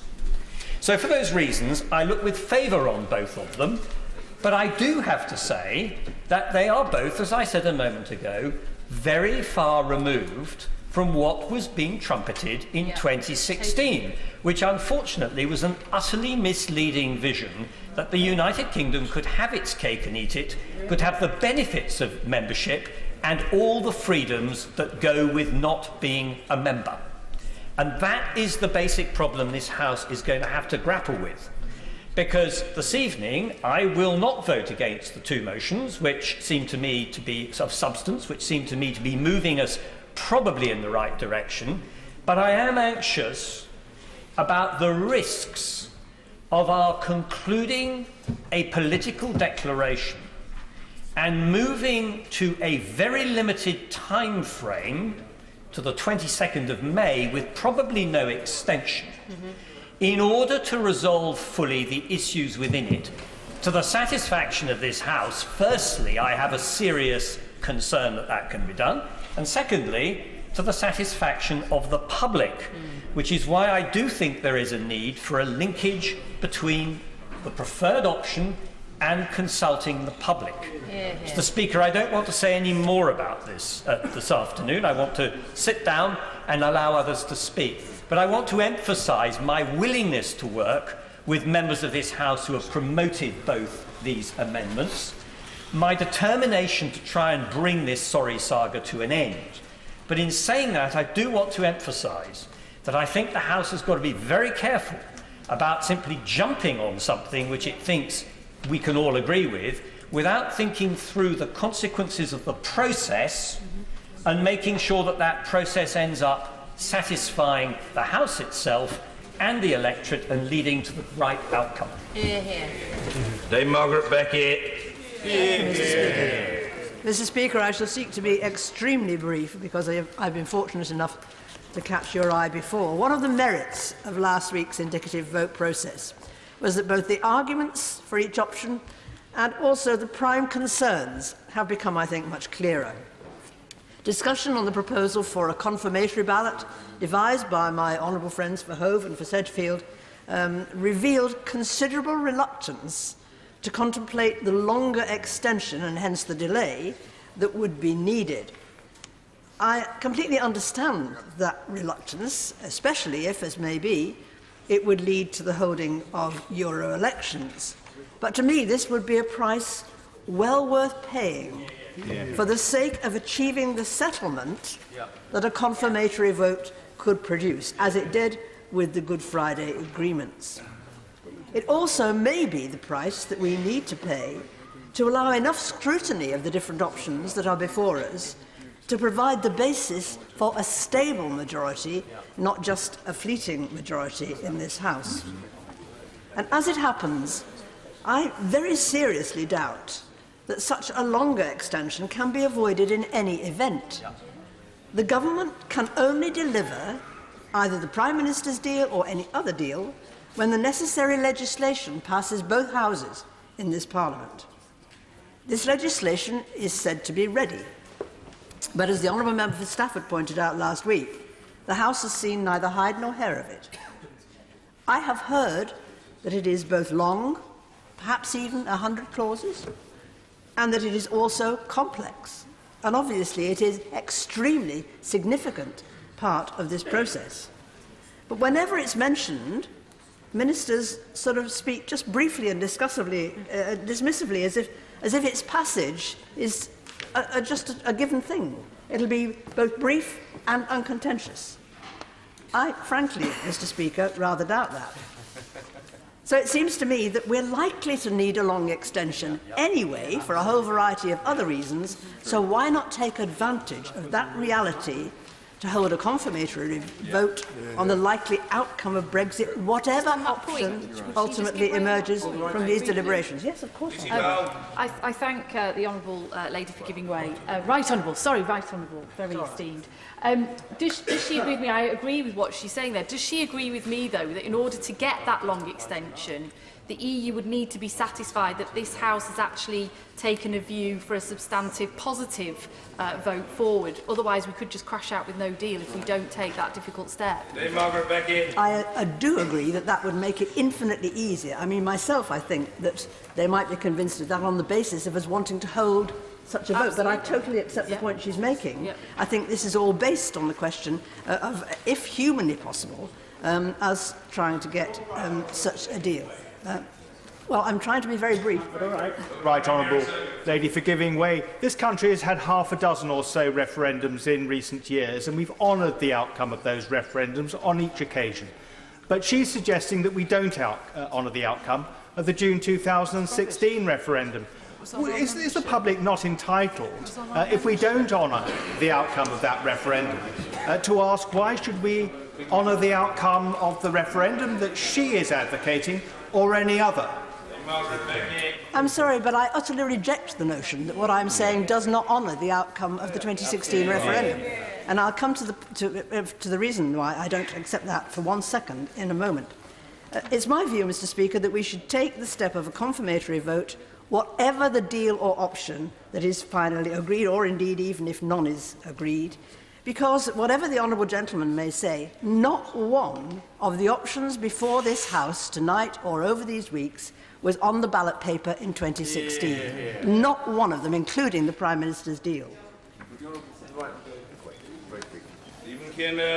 She's making an excellent speech. I agree with it absolutely. But of course, for a confirmatory referendum to take place, there needs to be a viable leave option on the ballot paper versus remain. Would she agree with me, therefore, that those campaigning for a second referendum should be supporting the other substantive motions that are on the ballot paper this evening in terms of a viable leave option, namely a customs union and common market 2.0? I am happy to agree with him about that, but I hope it cuts both ways. Because I heard his honourable friend a few moments ago say that, yes, of course, those of you who want a second referendum, you can come back to this some other time in legislation when all of this is done. So a two-way street is certainly... I'm sorry, I really must go on. I know, I did refer to, all right.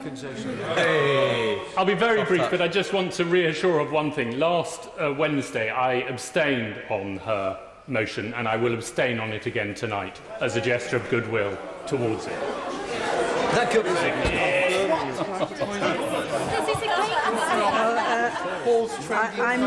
I'm duly grateful to the honourable gentleman. But what is most often heard in all of these discussions is the argument that somehow to hold a confirmatory vote would be not only wrong but undemocratic. I think that's the point the honourable gentleman was trying to address earlier. And this argument's advanced both by those who believe that the view of the people has not changed and that they will still vote to leave, according to Mr Farage, by a bigger margin, and also by those who fear there's a danger their view might have changed and who resist holding such a vote for that very reason. And it seems to me that there is something mutually contradictory in those arguments. Certainly we've heard a great deal about the resentment which would be felt by those who voted to leave. But I again ask honourable members to carefully consider the position in which this House would place itself if it is the case, and I don't know one way or the other, but suppose that the British people do not now wish to leave the European Union. We are being invited to vote to take the UK out of the European Union, even if it is now against the wishes of the British people, and to do so while refusing to give them the opportunity even to express such wishes. I fear we may find such a refusal difficult to defend, especially if the basis of our discussion ends up being the Prime Minister's deal, which will itself have been presented to this Parliament for decision more than once.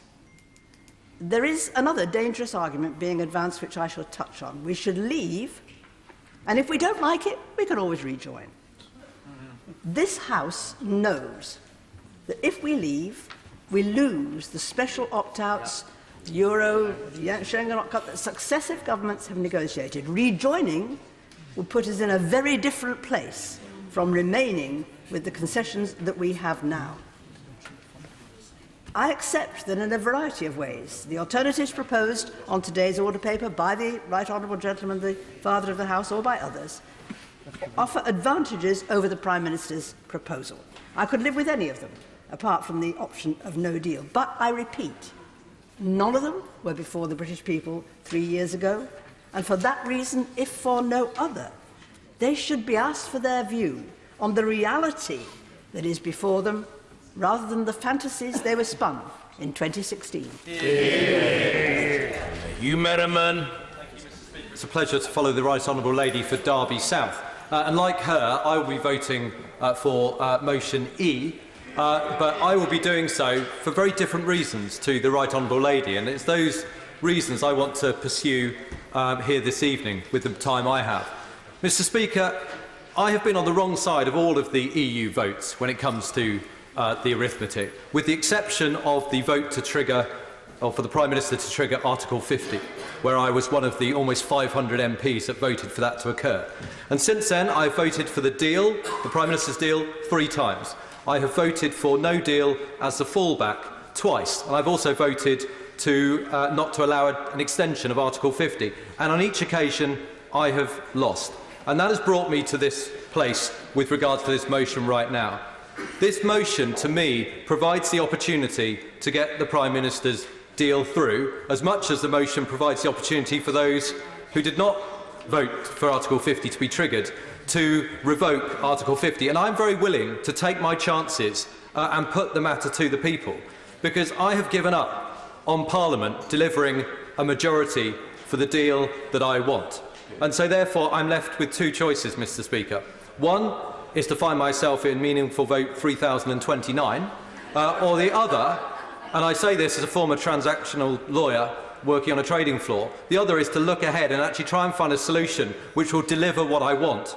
And what I want is to honour the vote that happened in 2016. It is incredibly important to me. I worry about the democratic deficit of that not being delivered. So, of course, it could be argued, well, why are you going back to the people? But again, I'm going back purely and only, and actually with a great degree of self-loathing to say this. I'm going back purely because Parliament is unable to reach a majority and reach a decision, and we are stuck. And I think every member of this House needs to face up to the reality, ask themselves, how long can this go on? How much uncertainty will we allow business and our constituents to bear before we finally reach the conclusion that we need to find another option? I'll give way. He talks about uncertainty, but surely a second referendum, in whatever way it's formulated, will just add to uncertainty, ad infinitum. Why would people accept the result of a second people to vote or a second referendum? It's an absurd position. Absurd, and with respect, it's more absurd us actually having debate after debate, vote after vote, and achieving absolutely nothing, or we can be realistic and say Parliament is not delivering, and that's no disrespect to us as a whole, it's just the reality. And the point back in terms of certainty, this option gives certainty, because unlike, say, for example, a vote for a customs union, which will then have to be negotiated, there are 2 options here. One is revoke, and that can be done. I hope it will not be. The other is the Prime Minister's deal, which has been agreed with the EU. So automatically, these 2 options do deliver certainty, and I would say that the other options don't deliver a certainty, and I would certainly say that Parliament is not delivering anything at all right now. I give way again. I'm very grateful to my honourable friend. So will he confirm what he appeared to just say, which is that he would have 2 options on the ballot in a second referendum, one of which would be to revoke Article 50, and is he representing the Chancellor when he says that? Well, Mr. Speaker, I resent that point, because no, I'm not representing the Chancellor, otherwise I'd be sat right there behind him. I'm representing my constituents and what I feel is right, so I take umbrage with that. And then also, when it comes down to it, again, let's be reasonable. Let's actually look at compromise. Let's look at 2 differing views. So, as has been put to me, surely it should be on the paper, it would be no deal or deal. Well, of course, that's what I want, because those are the options I voted for. But equally, on the other side of the divide, it could be customs union, single market, or revoke. Well, that would be no good for the 17.4 million. So let's just choose one option, which might deliver something for both sides of the argument, and then put it out to people and give certainty. And I absolutely say this not because I've ever wanted a second referendum. As far as I was concerned, when we had the first vote, that was it. I said to my constituents I would follow it. We would go first for the deal. If that didn't work, for no deal. My voting records show that I have done just that. But my voting records, or more the division lobbies, also show that I have lost. And being a serial loser, I can either carry on in that particular negative vein, or I can face reality and tell my constituents that we have to find a way through this. They want that more than anyone I speak to. We have to find a way through this, which is looking for another solution. And that solution, to me, is a confirmatory vote. I'll give way one last time. Thank the honourable member for giving way. Would he, further to what he's saying, agree with me that a confirmatory vote would actually also be the best way of healing the divisions, as it would give both sides the chance to have a view on the final deal and to put it to bed once and for all and move forward? Thank you, Honourable Lady. It may well do, albeit of course it will be fractious, and I will certainly be embarrassed with the very fact that we've got there, but I do so on the basis of the reality of this place. But it's also been put in terms of, well, actually, wouldn't we be better having a general election? But again, I want certainty. A general election is not going to deliver certainty. With all due respect to us all, it might deliver us back again, and we carry on in the same vein that we have so far. And so I don't believe it would, whereas the options that I've laid before the House would give the legal certainty. That would be it. So as far as I'm concerned, Mr Speaker, I, with great reluctance, say I would absolutely support the confirmatory vote, because to me it's the only way we are going to deliver certainty, and this place, I'm afraid to say, has not done so. Norman Lamb. Thank you very much indeed, Mr Speaker. It's a pleasure to follow the honourable gentleman, and I agree with the points that he makes. Mr Speaker, this is the first time I've contributed to any of these debates. I've managed to avoid it until now. But what I have done is to work with right honourable members across this House, and I incidentally pay particular tribute to the right honourable member for West Dorset, the right honourable members for Leeds Central, Normanton, Pontefract and Castleford, and Grantham and Stanford. It's been a pleasure to work with other people who have actually been united in the desire to find a way forward, united also in recognising that there is an absolute need to avoid leaving the EU with no deal. And I believe that it is essential now that we seek to build a consensus. The reason I feel that is for, in fact, two reasons. First of all, we are in a perilous state. There is real danger to this country. There is a high risk that unintentionally we could end up in just a few days' time crashing out of the EU with no deal. Now, the damage to the economy would be profound. The honourable member for somewhere in Birmingham, Erdington, has made the points very well with the right honourable lady, the member for Meriden, about the absolute importance of protecting manufacturing industry and the auto industry in particular. And I also should say that as chair of the Science and Technology Committee, the damage to our science community for crashing out with no deal would be profound. And we have to avoid that, it seems to me, at all costs. But the second reason why I think it's important to build a consensus is that we live now in a horribly divided country with entrenched positions and intransigence on both sides. And this is deeply damaging, Mr Speaker, to our country, and we risk damaging the social contract. I think we play with fire if we do not recognise the danger, and I don't think there have been enough people seeking to find ways of bringing this country together again rather than maintaining the divisions. Now, Mr Speaker, I approach this as someone who voted for and campaigned for Remain. It might be odd to say this, but I also respect the alternative point of view. I have my own criticisms of the EU. I always have done. It is massively over-centralised. I think it needs substantial reform. It needs to be more dynamic and more flexible. And yet, I was clear in my mind that I should support and campaign for Remain. But I lost, and we now need to find a way forward out of this mess. And no route is perfect. No route is risk-free. danger is everywhere, and I think it's vitally important that today Parliament actually supports a way forward rather than rejecting everything yet again. Another day of everything being defeated risks inflicting further enormous damage on this institution and leading the country feeling that they are without leadership. The country is crying out for leadership. Now, I want this country to agree on a Brexit deal that, as far as possible, protects jobs, protects the economy, the funding also of public services, and maintains the closest possible relationship with the European Union. And then I want that settlement to be put to the people of this country in a confirmatory referendum. Now, the Prime Minister opposes the single market and she opposes a customs union, and her red lines have stayed rigidly in place all the way through. And she says that she can't support those because they were not in the manifesto.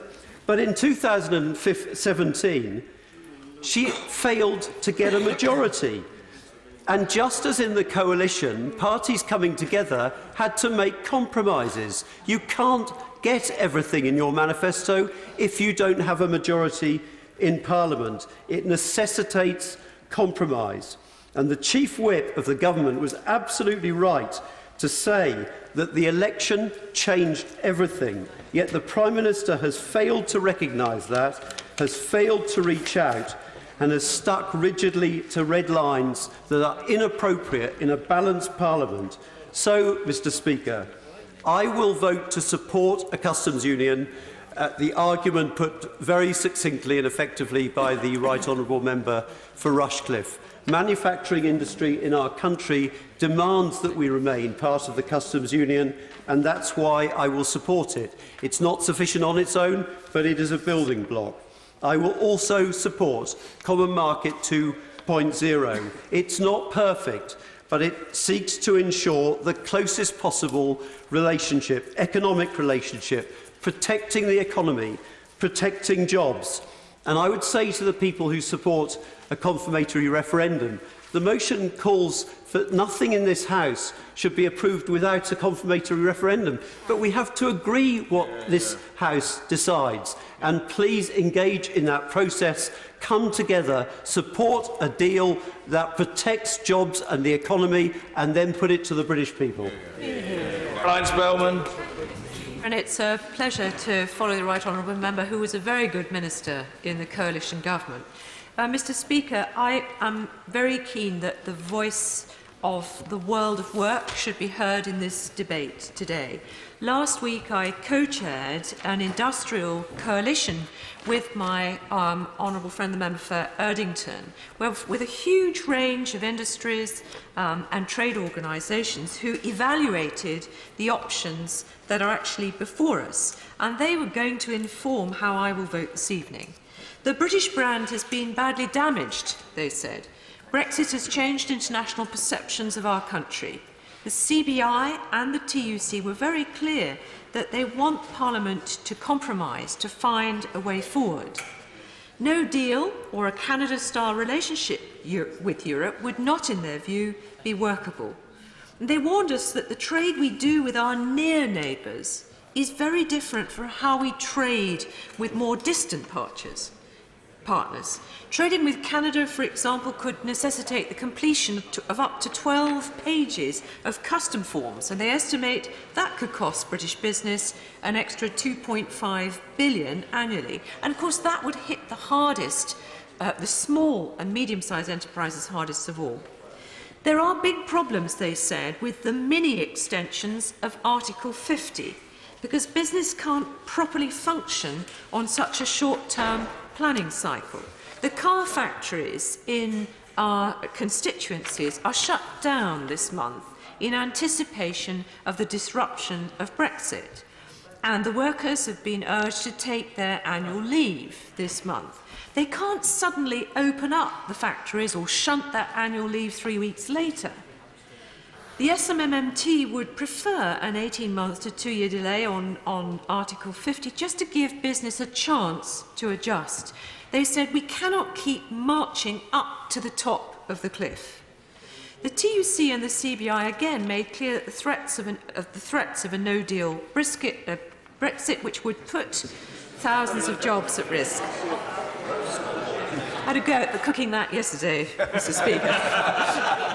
It's not just jobs, but it is also, I would like to remind the House, the thousands of Brits abroad who won't be able to fund their own health care in the event of a no deal, and are receiving notice of that now. I've appealed to the government for contingency funding to help these most vulnerable individuals, but again, many extensions don't help them much either.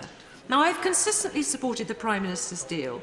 Business says it is workable and will give them clarity, and I'll continue to support that deal if it comes back for another vote. But without enough support in Parliament, we've got to consider the other options. I'll be voting in favour of 2 options. I will support the proposals for a customs union, and there's a big difference in that little word a and the. The withdrawal agreement already provides elements of a customs union, and this is something which both main parties supported in different forms at the last election. Whilst the Conservative manifesto stated we would, quote, no longer be members of the single market or the customs union, we did commit to seek a deep and special partnership, including a comprehensive free trade and customs arrangement, close quotes. I will also vote for proposals setting out Common Market 2.0, which builds on the EFTA model which my honourable friend, the member for Camborne, put forward. We helped to set up EFTA, and it offers preferential trade with the EU, recourse to an EFTA court for trade disputes, and the right to pull the handbrake on migration. All the options have their critics. However, an agreement on customs with the EU would work for business and help to safeguard jobs. We've got to weigh up. There isn't time to do that, I'm afraid. We must weigh up pros and cons of all the options before us. However, given the large manufacturing footprint in many of our constituencies, the impact on jobs has got to be a key factor. If jobs are lost, and I will not give way, so that we can have a more flexible trade policy in the future, I would find this way forward very difficult to support. The critical issue for business is the need for frictionless trade with our principal market. Now, I have said 3 times that I won't. For the automotive industry, just-in-time manufacturing is critical. 1,100 lorries a day pass through Dover. And this is the important point. Many firms don't have warehouses to store parts. Their lorries are their warehouses. So any logistic disruption at the border is damaging. Whilst out canvassing in my constituency, Mr. Speaker, a small business owner explained how 15% of his trade is with the EU. This is at risk. If he loses that trade, that's 2 people he has to make redundant. I agree with my right honourable friend that a customs union alone does provide 90% of a solution for a frictionless border.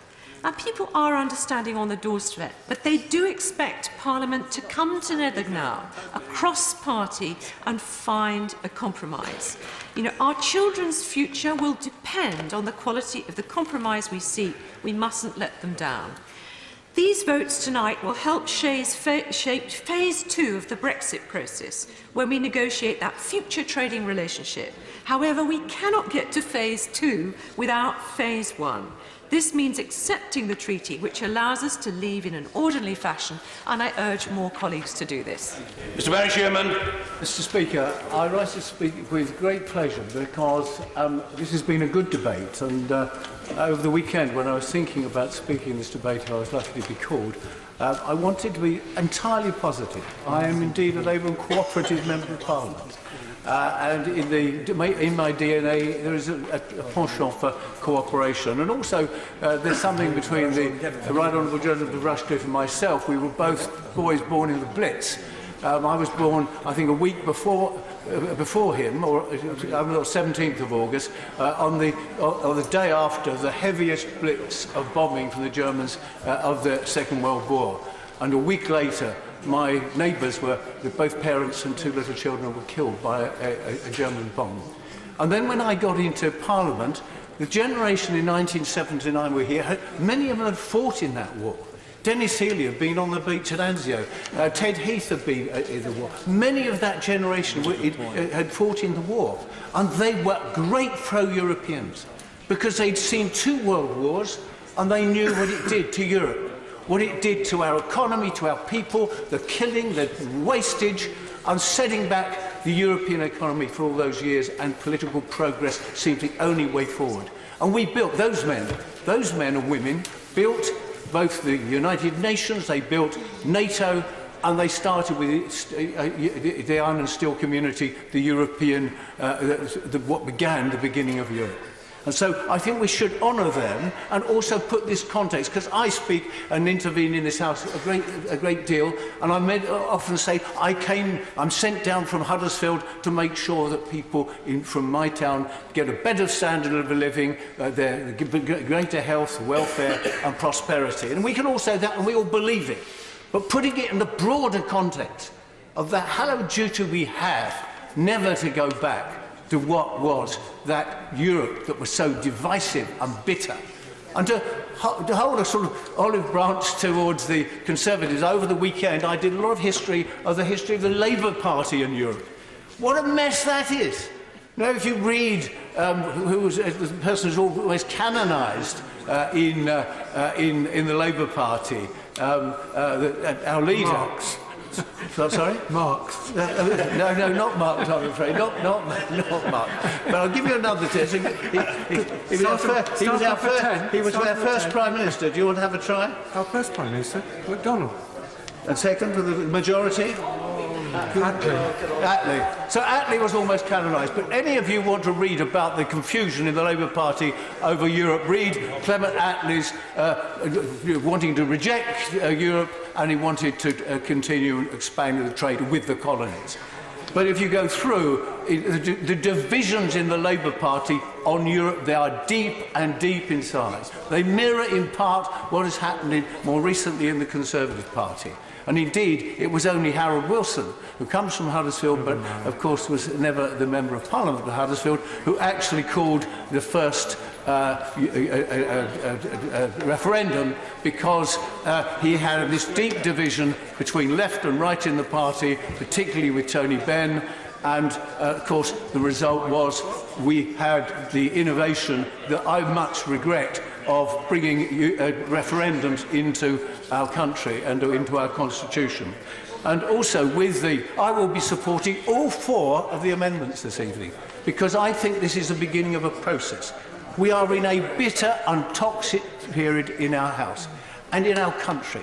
The level of I have all my nearly 40 years in Parliament, have never seen such nastiness in the street, on social media, in the way we treat each other in the House, the way we refer to each other as traitors, and that sort of language is the worst I've seen in 40 years. And so if tonight we can start the process for voting for some of these positive motions in order to start a process. Of course, I want at the end to stay in the European Union. I make that very clear, but I am willing to accommodate. I am willing to meet people halfway. I am willing to build bridges. But all the time I have in the back of my mind, what is it that we need for our country? What is the national interest? Someone at the weekend said, what is the national interest? Prime Minister keeps talking about it. The first Conservative Prime Minister who got us in the message disappeared, and now another one's going to disappear. What is the national interest? The national interest is for this House to come together and replace the vacuum that we've had from the present leadership across the major political parties in our country. And I say that reluctantly, but it's true. A lack of leadership in British politics in the major political parties. It's the time we had it, we had that leadership, and until we get it again, this House has got to pick up the baton and run with it. I hope tonight we'll start that process. Thank you. Order. I will next take the front bench speeches, and I've asked the Secretary of State and his shadow and the spokesman for the SNP to try not to exceed 5 minutes, and the backbench limit, I'm afraid, will have to be cut to 4 minutes to try to maximise participation. Secretary of State Stephen Barclay. Thank you, Mr. Speaker. Well, obviously, I'll take note of that direction. I don't think the Honourable and learned friend and I are particularly short of opportunities these days to debate these issues at the dispatch box. And I commend the Honourable Member for Huddersfield for his honesty, because he did set out clearly that he wishes to stay in the European Union. That is his position. It is the case, however, that the government is committed to ensuring we do deliver on the referendum result. And also, just to pick up, he's not in his place, but the member for North Norfolk spoke both about respecting all views, and I think that's been very much the tenor of the debate today. But if I could just take issue with one point in particular he raised when he criticised the Prime Minister for not compromising. I think part of the criticism she has received from both wings of the debate is that her deal is seen as too much of a compromise for those who want purity on one aspect, a purity of Brexit beyond what all 7.4 million people voted for, and on the other, some who don't want to leave at all. And that is the pincer movement that has bedevilled the agreement she has reached. I will give way, but I am mindful of the Speaker's direction, but of course I will give way. Those who wanted a pure Brexit and those who didn't want us to leave in any event. Well, I suggest to him that that is not any compromise that the Prime Minister's made. She hasn't compromised, but in any event, the point is she's not reached out to those of us who had accepted the result of the referendum and did want to form a way of delivering on the referendum with the least amount of damage. I think we should... So, with all due respect to the Right Honourable Lady, the passion and the persistence with which she campaigns for her specific view is perhaps an indication of sometimes the lack of compromise that there is in the wider debate. But it's worth reminding the... well, I've just got 5 minutes, but I'll take one further, and then I think, Mr. Speaker, your steer is I should press on. I'm sorry to intervene on him. I was going to raise this point in my speech and hope he'd respond, but as he's speaking before me. Can he illuminate the House on this letter that has gone to the Prime Minister from 170 of our colleagues? Did he sign it? What's in it? And is it true, as the papers are being briefed, that it keeps no deal on the table despite a resolution of this House?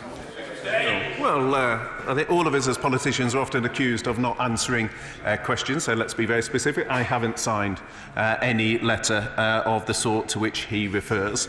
I have the opportunity to meet with the Prime Minister most days, and if I have a point to raise with my right honourable friend, obviously I would do so there. But no, I'm conscious I've got 5 minutes and I also wish to press on. So I think it's worth reminding the House it's only last Friday that members of the... Well, I don't know why the Honourable Lady is chuntering from a position. I have been given a steer from the chair to give time for other members, and she wants to come in a second time. I have taken her intervention.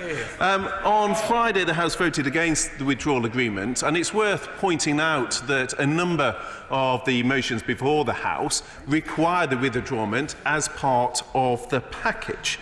Likewise, and that relates to motions C and D, likewise motions before the House relating to a public vote, again, is a public vote on proposals that include the withdrawal agreement, the same withdrawal agreement those members who have signed them have opposed. And the fourth motion before the House includes a vast number of signatories from those who stood on manifestos contrary to what they have signed.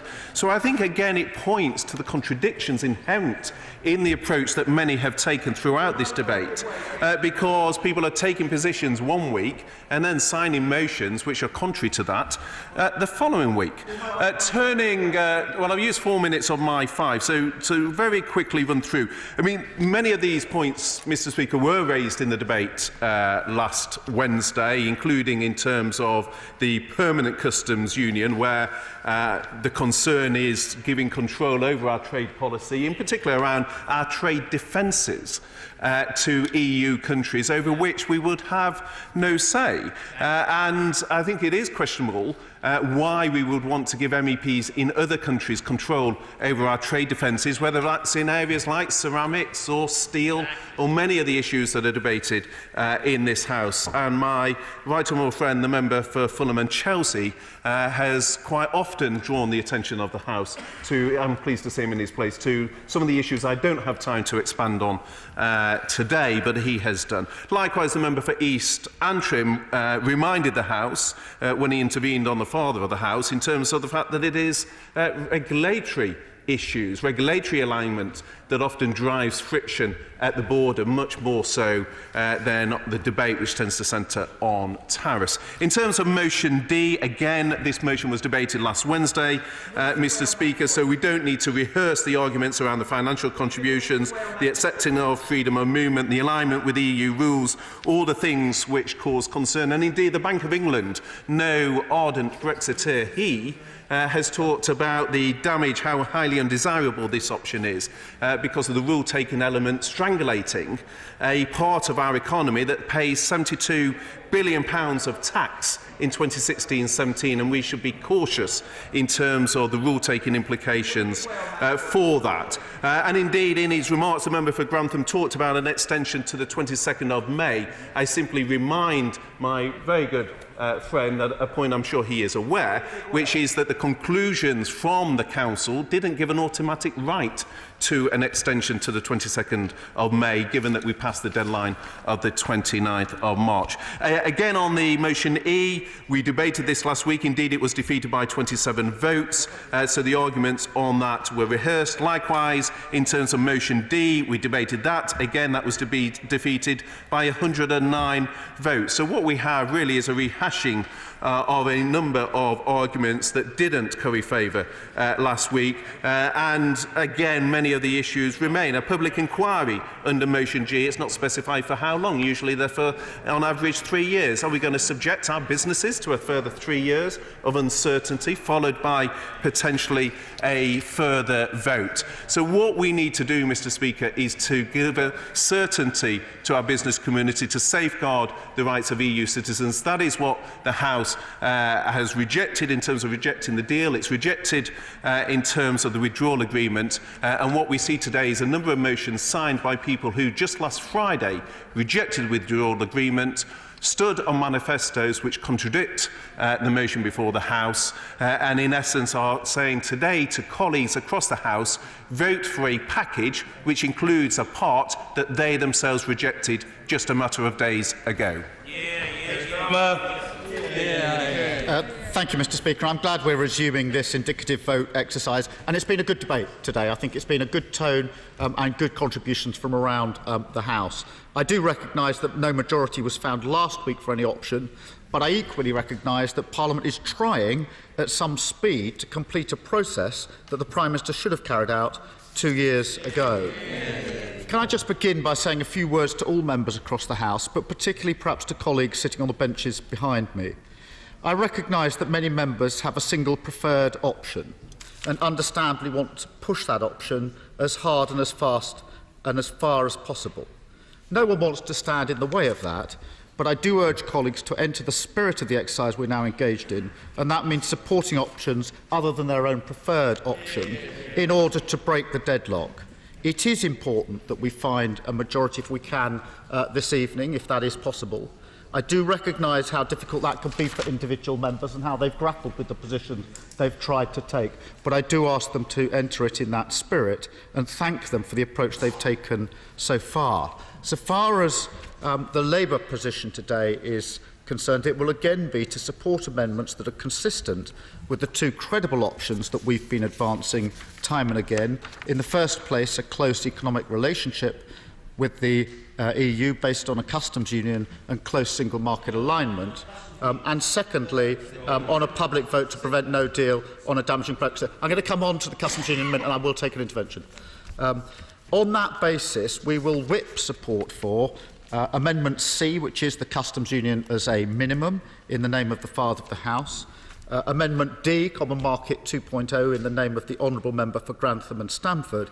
And Amendment E on a confirmation public vote in the name of the Honourable Member for Hove, assisted by the Honourable Member for Sedgefield. I will come to Amendment G in one moment.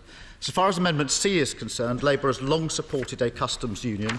It is a vital component of any deal that will genuinely protect manufacturing, and it is necessary to protect against a hard border in Northern Ireland. But I say again, as I said last week, it must be a minimum, and that is written into this amendment in terms, and that is the position of the Labour Party. I will give way.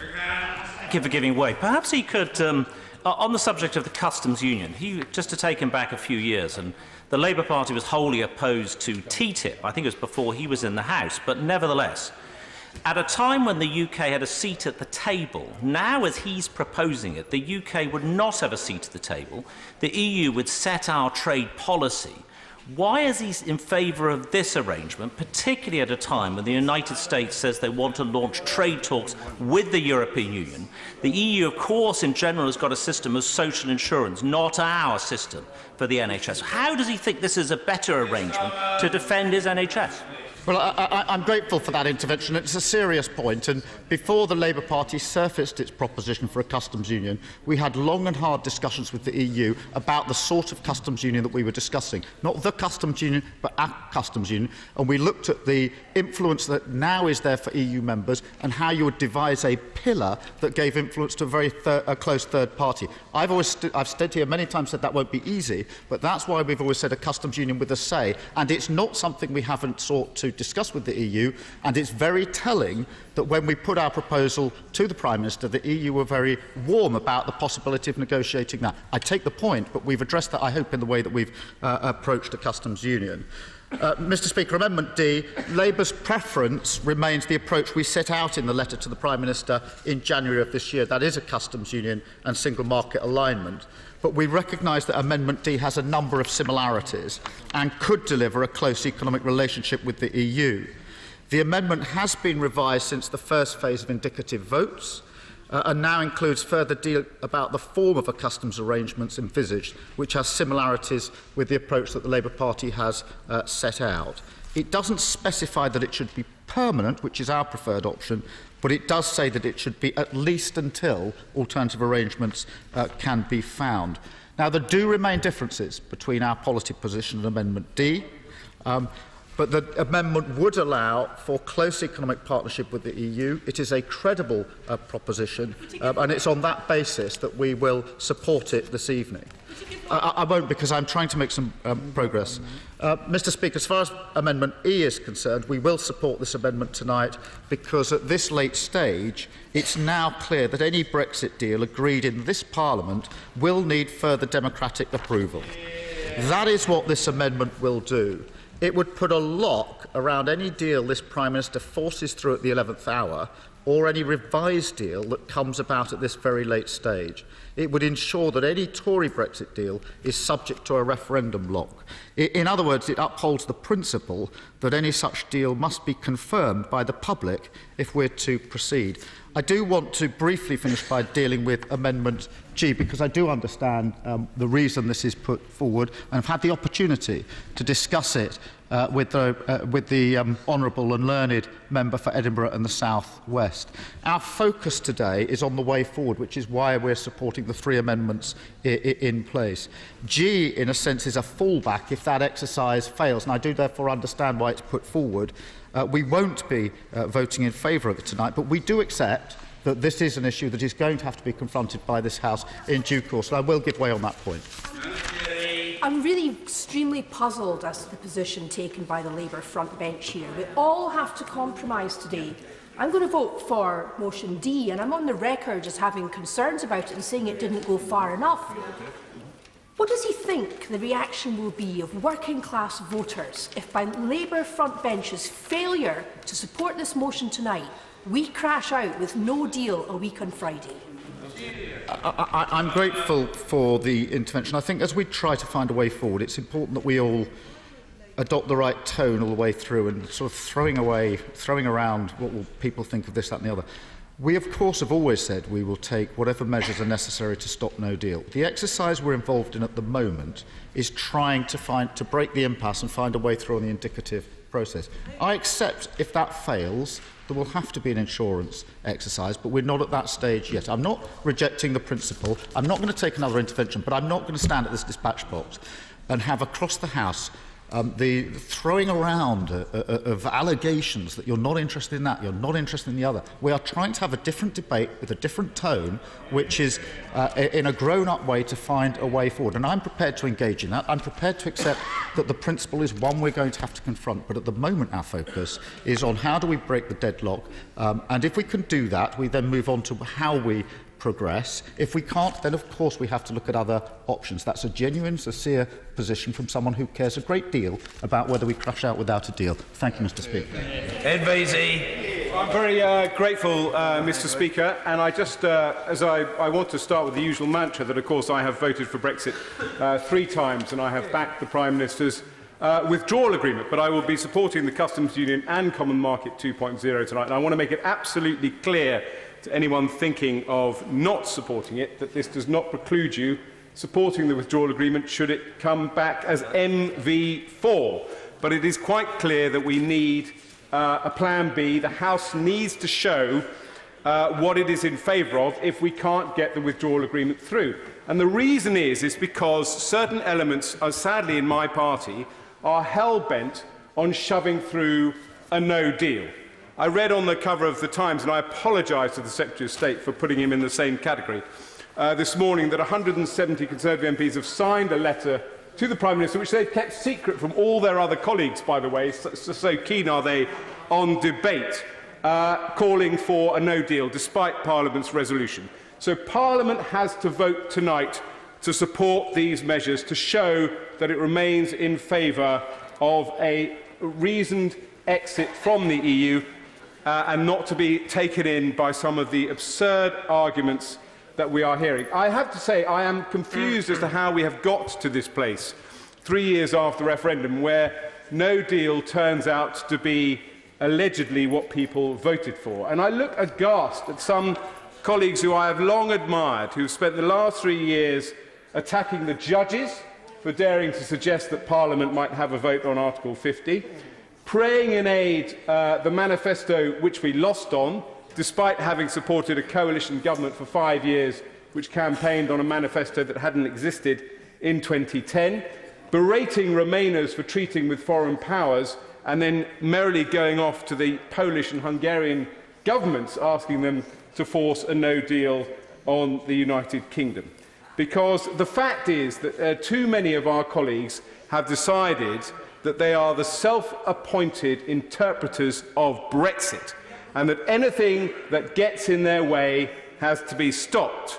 But when those of us in this House, and I count almost everyone in the chamber this evening, want to make reasonable progress and deliver Brexit in a reasonable way, the constitutional experts from the hard Brexit wing emerge to tell us that this is the biggest constitutional outrage, oblivious to the fact that one of their colleagues has called for the prorogation of Parliament to get through a hard Brexit and has also called for a no-confidence vote in the government from which he still takes the whip. The fact is that we are seeking a compromise. I voted for the withdrawal agreement. It's been supported by Gove, Leadsom, Fox, Grayling, Lee, all people whose Brexit credentials cannot be second-guessed. For those who worry about the manifesto, it accords with the manifesto. But if we can't have the withdrawal agreement, we need a reasonable way to leave the European Union and deliver on Brexit. If you look at what the Brexiteers said during the Leave campaign, Norway was on the table, Switzerland was on the table, EFTA was on the table. This House wants to leave with a deal, but if we don't show tonight that we're in favour of a deal, I can guarantee you my colleagues will do their level best in the next 2 weeks to drive through a hard, no-deal Brexit. Good. Oh, Williams. Oh. Thank you, Mr. Speaker. My remarks will be very brief tonight, and I'll be just explaining why Plaid Cymru will be supporting only one option and 2 procedures as we see potential solutions to this Brexit deadlock. The Prime Minister is insisting on bringing forward the same votes on her botched deal, only for the House, I think, to reject it again, as has happened twice already. So we believe it is essential to hold the people's vote on the final deal.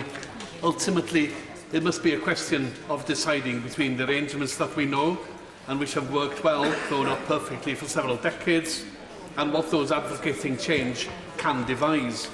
As it is clear, there is no agreement on what that alternative might be, but what was started by a vote of the people must, I think, be ended by a vote by the people. So we will be supporting the motion in the name of the Honourable Member for Hove tonight.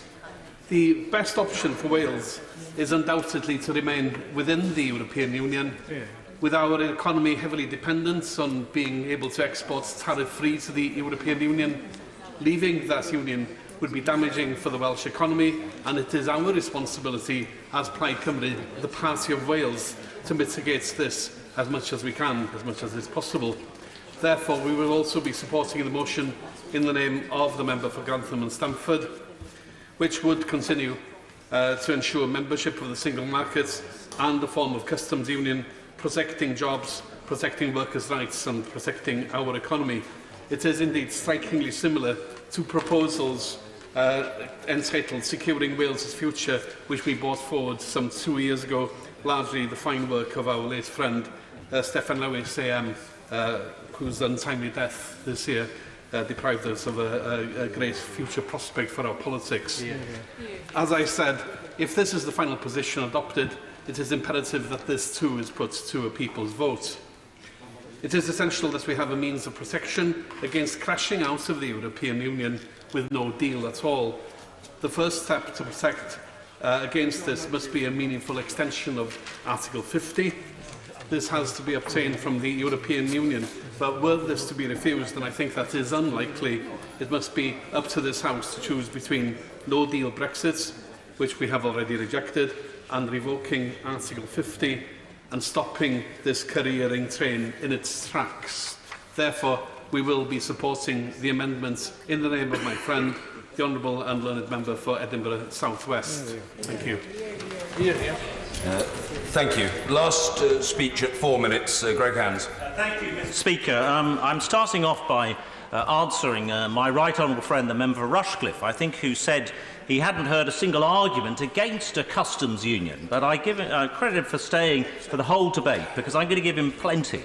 He mentioned that, Mr. Speaker, I've been involved in a filibuster, and I counted my contribution on the Business of the House motion at 1 minute 13 seconds. Now, Mr. Speaker, that must be perhaps the shortest filibuster there's ever been. I did once speak for 1 hour 43 minutes on beer duty, but I think 1 minute 13 doesn't really count. So why, Mr. Speaker, is a customs union a very bad idea? Broadly speaking, huge loss of control over our own economic policy, a decline on our foreign policy influence, and a huge democratic deficit. Trade policy, Mr. Deputy Speaker, is not just about trade deals. It is about much more that we would be handing over to the European Union without a seat at the table. There's tariffs, there is remedies, there is preferences, as well as trade agreements. All of this, Mr. Speaker, would be given over. The House of Commons would abrogate its responsibility in relation to the UK's trade policy. And this is not Andorra or San Marino, which are in customs unions at the moment with the European Union. This is the world's 5th largest economy. Now, he and I were on the same side in the referendum in 2016, so I'm not approaching this as some kind of Brexiteer. I'm approaching this, Mr. Speaker, as what makes sense for the UK for our trade policy. And it makes no sense in our democracy for this House of Commons tonight to vote to hand over control of UK trade policy to Brussels. That would mean that a Maltese commissioner, a Latvian MEP, a Portuguese commissioner, a Slovene MEP, they would all have more say over UK trade policy than any elected UK politician. That would include the UK Prime Minister, Mr. Speaker. They would have more say over it. That is not democratically sustainable, nor is it sustainable for our foreign policy. He and I served in government together. And I went into various rooms, Mr. Speaker, in foreign countries, speaking to foreign governments. And trade is one of the aspects of leverage that you have. When we're members of the European Union, that will mean the UK's influence on EU trade policy. That is obviously going to be gone, but we'll have no influence over our own trade policy. We will be unable to have those conversations with the government of the United States and say, well, actually, if we can do this on some other area, we will have a word in Brussels on this particular trade issue.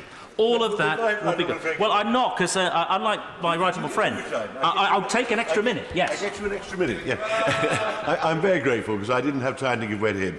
But to say the British government, if we moved into a customs union, would have as little influence over deals being negotiated by the EU as a Latvian MP, I think you'll acknowledge, is a slight exaggeration. And as the spokesman for the opposition has said, a big economy like ours would add to the attractions of the EU market with a negotiating partner. We surely could put in place a structure giving us far more consultation, far more involvement in the negotiations than he is describing. Not as good as now, but perfectly adequate. I think on his part, I have to say, I think that is wishful thinking. The European Union is highly likely to prioritise the interests of its members versus the interests of the non-members. That has always been the case. Also, there's serious arguments as to whether European Union rules would even allow a non-member to be of influence on EU trade policy. I'm afraid that is just a fact. So, Mr. Speaker, democratically unsustainable. On tariffs, we've got a position, Mr. Speaker, where tariffs will be set by people who are not accountable to this House or to our constituents. That could be very damaging. It could be damaging on goods coming into the country, where they set high tariffs on goods that our consumers would quite like to get access to, or it could happen the other way round with things like trade remedies, Mr. Speaker, which is briefly mentioned. Incredibly important. Trade defences. All of this would be handed over to Brussels. Now, Brussels might look after our trade remedies, but they would not give it priority. They would give the defence of their own industries, the fee-paying members of the European Union, the priority over countries like ours. So those all-important WTO investigations into, say, the UK ceramics industry, those would be relegated below investigations to protect, say, the German or Dutch steel industries. Mr. Speaker, on trade deals, you've got the case, the Turkey trap it is talked about. This is the asymmetry. The EU would offer access to our 65 million consumers without being able to achieve necessarily anything in return. And you could guarantee it that the UK asks would be the ones that will be dropped first, and the UK items of defence would be the ones the EU would concede first. That is inevitable, because we would not be a fee-paying member of the European Union. We would not be a priority for them. I'll give way, yes. Saved him from the clock. I'm listening very carefully to my honourable friend, and I have a lot of respect for him, and I have read his article, and I've listened to every speech so far during today's debate. I understand what he doesn't want, which is the customs union. But bearing in mind that Parliament has yet to decide what it does, has rejected all other options, and the Prime Minister's withdrawal agreement and political declaration, what is he arguing for? I continue to argue, Mr. Speaker, for the Prime Minister's agreement, and that is where I think that we should head. I think that is the best compromise. People talk about a compromise. That is the best compromise that he and I have both voted for. Mr. Speaker, on a couple of other points in relation to trade agreements, I was astonished that the Labour front bench is supporting this idea of handing over our trade policy. They were the people most passionately against TTIP and other trade agreements due to the access it would supposedly have given foreign companies to the NHS. As it happens, Mr. Speaker, I don't buy into that idea. But the idea that now it's going to be fine because we're handing over trade policy to the EU, but we don't have a seat at the table, that, I'm afraid, is for the birds. Finally, Mr. Speaker, I think in terms of trade policy, I think it was Senator Elizabeth Warren who said, if you don't have a seat at the table, you're likely to be on the menu. And that is exactly what I fear will happen in an EU customs union if option C is passed this evening. Thank you very much. Stephen Gethin. Mr Speaker, I think it has been a good debate, and I'd like to pay tribute to members, not least the member for Dorset West, in terms of his innovation, and other members in the way in which they have engaged in this process. But let's be clear in all this. Every day I am more and more pleased that Scots voted overwhelmingly to remain in the EU. We could have walked away from all of this, washed our hands of it and said it was nothing to do with us. But we must engage, and we have done every single step of this sad, sorry process. Mr Speaker, there are no winners from this tragedy of epic proportions. This is a horror show, and this is all about us trying to make things less bad rather than better. Absolutely. But one thing that has come out of this is that this is a government that seemed to be uniquely bad at minority government and uniquely bad at reaching out to other parties, and this process is forcing us to talk to each other in a more meaningful way. Now, the SNP did not vote for an EU referendum. We did not vote to trigger Article 50, and we can see why. I'm pro-European. It's a force for good that's made us wealthier, safer, greener and fairer. I'm somebody who has benefited from our membership, from freedom of movement, Erasmus and the privileges and rights that we have as European citizens. But we have to engage in what you, Mr Speaker, were right to call part of a process. So in terms of the first, can I first of all congratulate my honourable and learned friend, the member for Edinburgh South West, for her proposal. It is a responsible proposal. And frankly, I think anybody who is opposing this tonight is being irresponsible. No deal is a dangerous Brexit. It is a damaging Brexit. And for those who call it a clean Brexit, I say this. It is the messiest Brexit possible. But this is also the best option, the reason we will back it. It is the amendment to revoke Article 50 as the reset clause. And frankly, I'm astonished that the Labour Party haven't been able to support this tonight. Absolutely. And I have to say that disappointed is the least possible I can say on that. We're also in favour of a people's vote, and I'd like to support the member for Hove. And as somebody who wants to campaign to remain in the EU, I would look forward to doing so. Can I just make reference to the for the member for Grantham and Stamford and pay tribute to the way that he has engaged with us in this process. I hope he doesn't mind me saying that I want to remain in the EU, he wants to leave. We disagree profoundly on many issues, but the way in which he's tried to engage with us, I was very, very grateful for, and I know my honourable friends were very, very grateful for the way that he's conducted this as well.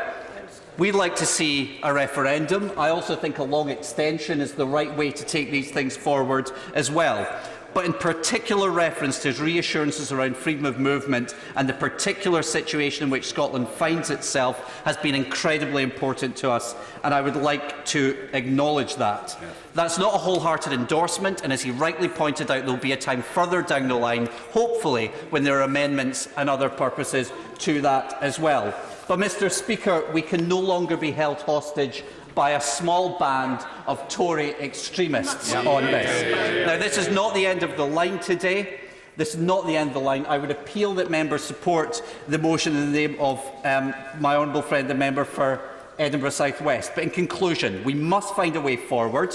We should right now be debating poverty, climate change, austerity. Instead, we are focused on the least worst options and damage limitation. We shouldn't be doing that. And it's time for us to put this Brexit nightmare behind us. George Eustace. Thank you, Mr Speaker. For some time I favoured... Honourable gentleman's pardon. My apologies to the honourable gentleman. A 3-minute limit now applies, as the honourable gentleman was advised earlier. George Eustace. Thank you, Mr Speaker. For some time I favoured a simpler and swifter Brexit, based on us leaving the European Union but rejoining the European Free Trade Association, and in so doing making our existing rights and obligations as a signatory to the treaty establishing the EEA operable. It would mean that we would have no customs union, would have an independent trade policy, would be outside the CFP, outside the CAP, but would accept regulatory alignment to reduce border friction. My particular amendment, Mr Speaker, was not selected, but I can say that this evening I will now support Motion D, in the name of my honourable friend, the member for Grantham and Stamford, the so-called Common Market 2.0 option, for reasons I will come on to. But, Mr. Speaker, there were two ways of addressing this issue of Brexit. One was to self-confidently resolve from the beginning that we would leave as a third country and prepare on that basis and be willing to leave without an agreement if necessary, and I would have supported the Prime Minister in that had she seen that through. But if it was the case that the Cabinet always believed that we could not leave without a deal, then they had to recognise that that would require significant compromise with the EU, which in turn would require the development of a cross-party consensus in this House. Now that the Prime Minister and her Cabinet have signalled that they are unwilling to leave under a no-deal scenario, we must try to secure a consensus. Last Friday, the Prime Minister's withdrawal agreement was defeated for a third time, but the vast majority of members on this side of the House voted for the withdrawal agreement, albeit unenthusiastically in many cases. And my contention this evening is that those honourable members who were willing to take a second look at the withdrawal agreement should also take a second look at Common Market 2.0. Because certainly it envisages a temporary customs union, but so does the withdrawal agreement. First through the implementation period, then through a probable extension to the implementation period, then finally through the backstop.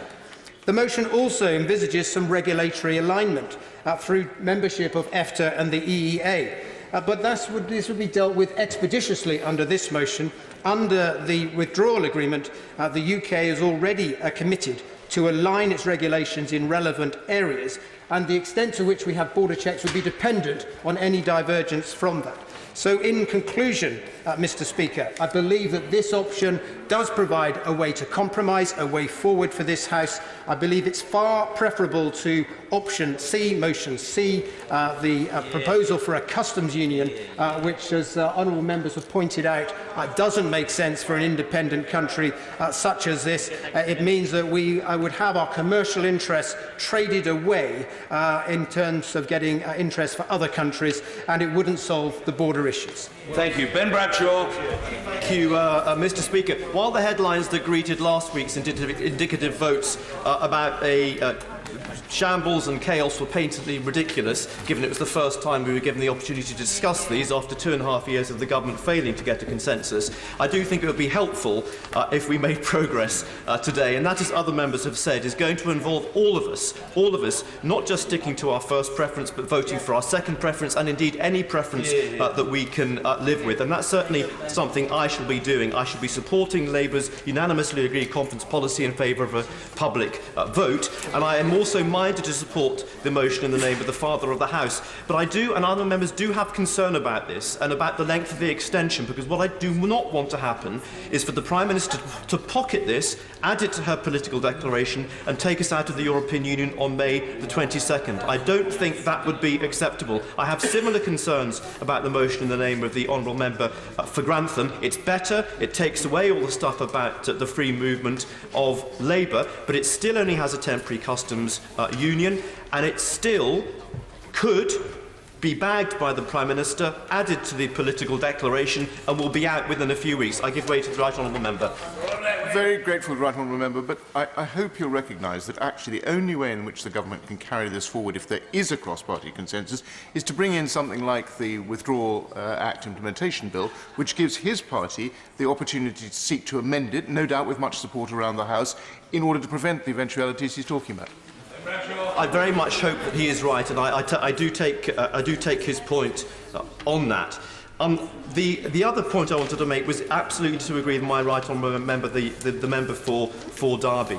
My view is that if we get progress today, and if we get a majority on one or more of these options, basing the future of our country on a majority that has been agreed in Parliament among members of Parliament for whom it might not have been their first but might have been their second or third preferences, will not only lack long-term legitimacy, but it will also lack sustainability. It will be impossible for us as a House or for any government to take this forward without it being ratified in a confirmatory vote by the British public. And that's why I think whatever happens tonight, we are going to have to accept the principle that the Brexit that is now on offer is so different from the Brexit that was offered in 2016 that it would be undemocratic and unlegitimate not to give the people a final say on it. And I want to say one last thing about the motion in the name of the Honourable and Learned Member for Edinburgh South West. I will be supporting this motion, and as I said earlier, I cannot see any reason for anybody, unless those who actively want a no-deal Brexit, not to support this motion tonight. I'd hoped our front bench might support it. I hope it will on Wednesday if it comes to that. But we have to have an insurance policy against a no-deal, crash-out Brexit. More than 6 million members of our community are demanding it, and I would urge all honourable members on both sides of this House, it's only a recommendation on our side, to vote for this and to do so with enthusiasm. John Stevenson. Thank you, Mr. Speaker. I will be short and to the point. Let's go back to first principles. What was the referendum question about? It was about our membership of the EU. This country decided to revoke that membership, and therefore we must implement that decision. By doing so, we effectively become a sovereign, independent nation. Any sovereign, independent nation gets involved in international relations. We do through our membership of NATO, which has obligations and benefits. We are also members of the United Nations, which has responsibilities and also clear benefits. And interestingly, we also make a financial contribution. So as an independent sovereign nation, we will clearly want to enter into free trade agreements. Logic would dictate that we should start with the 30th closest countries which are in Europe, and they are our main trading partners, 55% of our trade. Any agreement we would want, no tariffs, we would want regulatory alignment, a market of 500 million people, some of the richest in the world. We would like agriculture and fisheries to be excluded, and we want to make sure that there was a fair competition policy and state aid rules to be fair to all the participants. What a wonderful opportunity for our businesses, some real benefits for our country. But clearly there may be some obligations, quite rightly there should be. What about payments, contributions? Quite rightly we would make contributions to the actual institutions, we might even make contributions to poorer regions to help them develop, but there would be a very significant saving from the amount we pay in relation to our present arrangements. What about free movement? Yes, we have to accept that there might be free movement, but that's something we may in fact want, because we need employees for our NHS, we want workers during the summer, we want the opportunity to tap in to that sort of employment base that is in Europe. But under this agreement, we would also have an emergency brake, so if circumstances were such that we wanted to curtail immigration, we would be in a position to do so.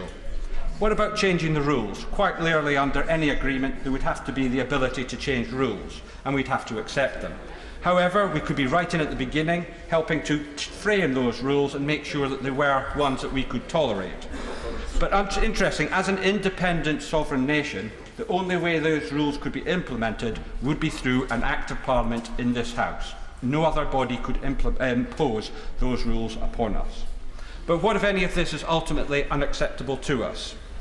We might just say we're not going to enact those policies because we are a sovereign parliament and we're not willing to do so. We might enter into a negotiation with those countries and try and see if we can come to some arrangement, or as an independent country we could give 1 year's notice and leave. Mr. Speaker, this is quite clearly, in my view, the best possible outcome. It confirms our revocation of our membership of the EU, but we'd be part of what I consider the best free trade arrangement that there is.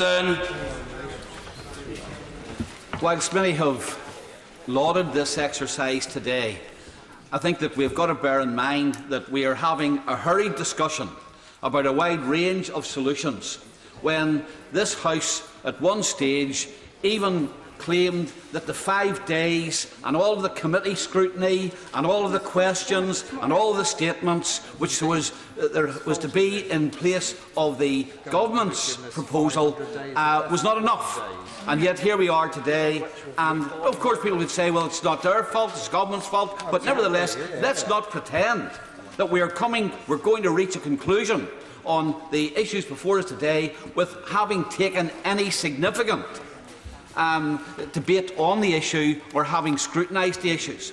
As far as the DUP are concerned, we look at all of the options before us on two grounds. First of all, do they deal with the toxic issue of the backstop? And secondly, will they deliver on what people voted for in the referendum.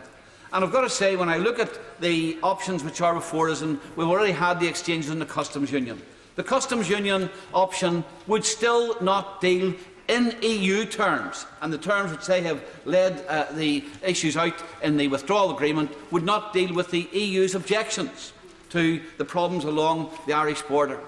And as far as the proposal in the name of the member for Grantham and Stamford, that equally would not deal with the issue, because, of course, since there is uncertainty about what the future would be in relation to whether we'd stay fully in the single market or whatever, the EU have made it quite clear that where there is uncertainty, they will require that the backstop be in place. And indeed, the withdrawal agreement makes it clear that even if the backstop were to be removed, it could be in all or in part, depending on how they judged what the settlement would be. I will give way, yes, I will give way. I'm very, very grateful. Does he also recall that actually being in a customs union is not a frictionless state? It would require physical movement certificates on every consignment. There'd be export declarations, import VAT, up to 200 million transactions per annum. That's not frictionless trade. And you know, for those reasons, it does not. The solutions before us tonight do not deal with the backstop. Now, some people would say, well, of course, there is no solution other than staying in the EU that deals with the backstop. I don't accept that. And I don't accept it because, first of all, of current practice, and secondly, because of what the EU have said themselves about what would happen in the case of no deal, where they have argued that they do not need to have barriers along the border between Northern Ireland and the Irish Republic. I think I agree with him that in addition to a customs union, you probably need some small regulatory, some modest regulatory alignments, so the open borders existed in Ireland and at Dover. But the regulatory alignment would be the same for the whole of the United Kingdom. And I thought that the DUP's objection to the backstop was it put in place different arrangements for Northern Ireland from the rest of UK, putting a barrier down the Irish Sea. Motion C avoids that. I said there were two criteria. First of all, did it deal with the issue of difference between Northern Ireland and the rest of the United Kingdom? And secondly, would it deliver on what people voted for when they voted to leave the EU? And of course, if we stay in the customs union or a customs union arrangement, if we stay with the degree of regulatory alignment which is required, then of course that would not deliver on what people have voted for. And could just maybe deal with the amendment regarding the confirmatory public vote. And the option which is emerging here today would be we would put a deal to the people, probably a deal to the people of the United Kingdom based on whatever compromise solution came from this Remain Parliament, or we would vote to remain. Now that, quite frankly, is not a choice. That is not the choice that people, the vast majority of people who voted to leave the EU is concerned. Remain or half remain. People voted the first time to leave. And therefore, even the idea that somehow or other we're giving people a choice is would not be acceptable. And as far as the Scottish National Amendment is concerned, well, I think that it's clearly simply an attempt, because they've made no secret of where they stand in this, that they wish to stay in the EU. They wish to ensure that that situation is provided for, and for those reasons we would not vote for that amendment either. So tonight we will not be supporting any of these arrangements. One, because they do not safeguard the issue of the Union, and two, because they do not deliver on Brexit. Alphon. Common Market 2.0 is a strong Brexit, a workers' Brexit, a no backstop Brexit, and a Eurosceptic Brexit. We'd be out of the political union, out of the common fisheries policy, out of the farming policy, out of Home Affairs and Taxation. We'd leave the jurisdiction of the ECJ and regain our sovereignty and take back control. And we would not be rule takers. Sitting on the EEA Joint Committee, we can delay, adapt or derogate from any single market law or directive. EFTA states have secured over 1,100 derogations and adaptations. Norway and Iceland alone have derogated from EU law on more than 400 occasions between them. We'd have much greater involvement in the law-making process, with the right to be consulted on any new EU single market law. Of course. I thank my right honourable friend for giving way, and I'd like to congratulate him and his colleagues for the intelligent work that they've done on promoting Common Market 2.0, and to other right honourable members for the debate today and the sensible compromises which have been brought forward. Would he agree with me, Mr. Speaker, if you'll just bear with me, would he agree with me that it would be much better for all concerned if this was properly discussed by this House 2 years ago to help shape our negotiations with the EU? Well, my honourable friend is right. Of course, hindsight is a wonderful thing. Now, furthermore, under Common Market 2.0, the UK would regain its seat at global bodies such as the WTO, so we'd be able to shape the global standards that are the basis for many EU and EEA laws. And as an EFTA member, we take back some control over immigration. Article 12 of the EEA agreement gives us important safeguards that would allow Britain to unilaterally take appropriate measures. And Article 28.3 would allow us to apply brakes on grounds of public policy, security or health.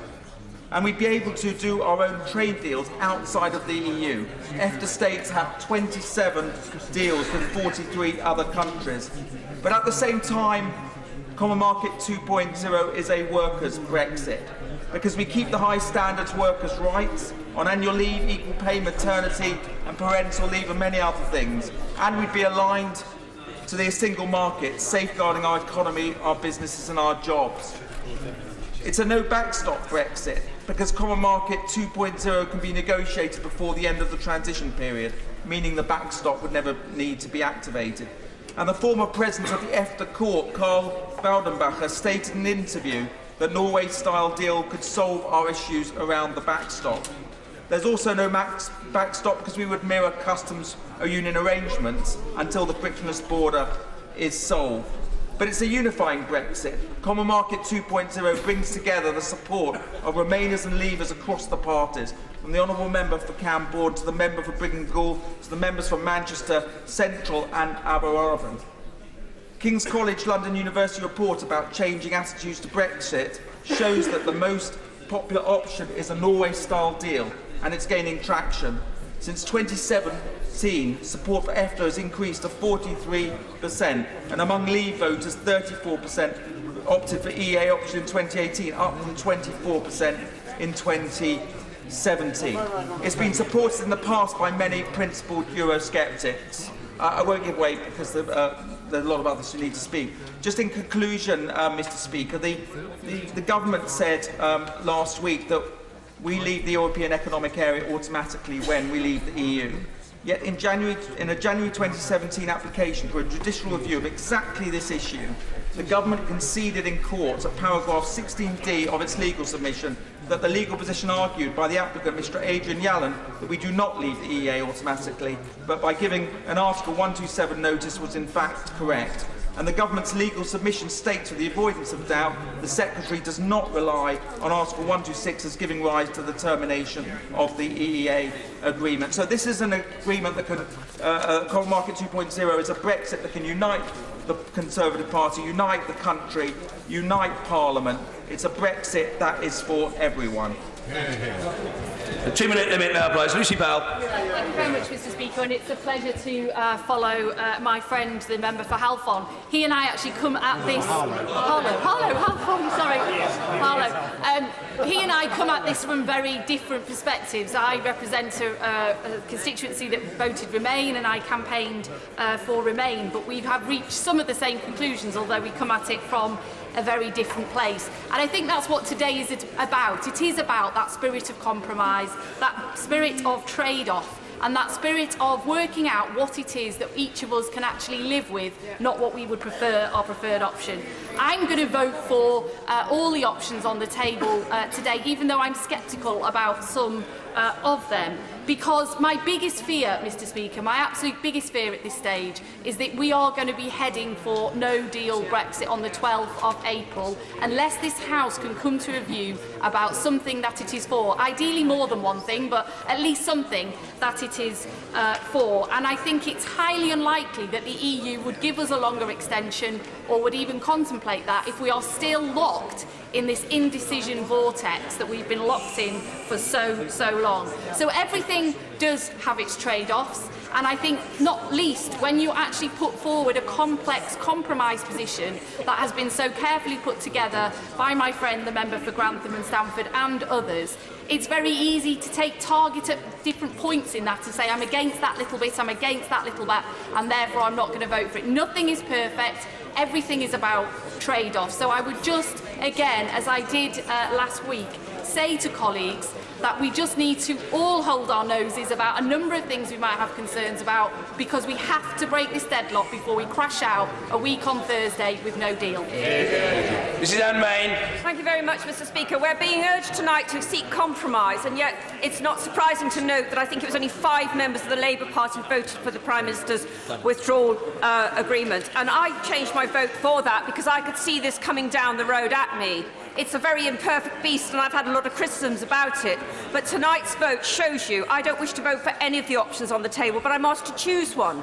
Well, I chose the Prime Minister's withdrawal agreement, and interestingly, 2 of the votes tonight will require a withdrawal agreement, as the Honourable Member alluded to. So C and D do not give us freedom of movement. They do not give us control over our immigration. I'm surprised to hear the 2 members who are advocating it talking about breaks.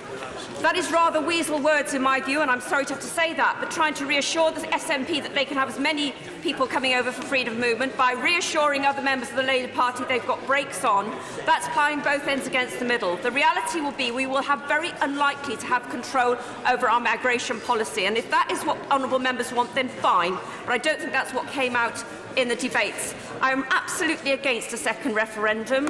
I absolutely do not believe that we would be asking the same question for all intents and purposes. It would be a completely different referendum this time around.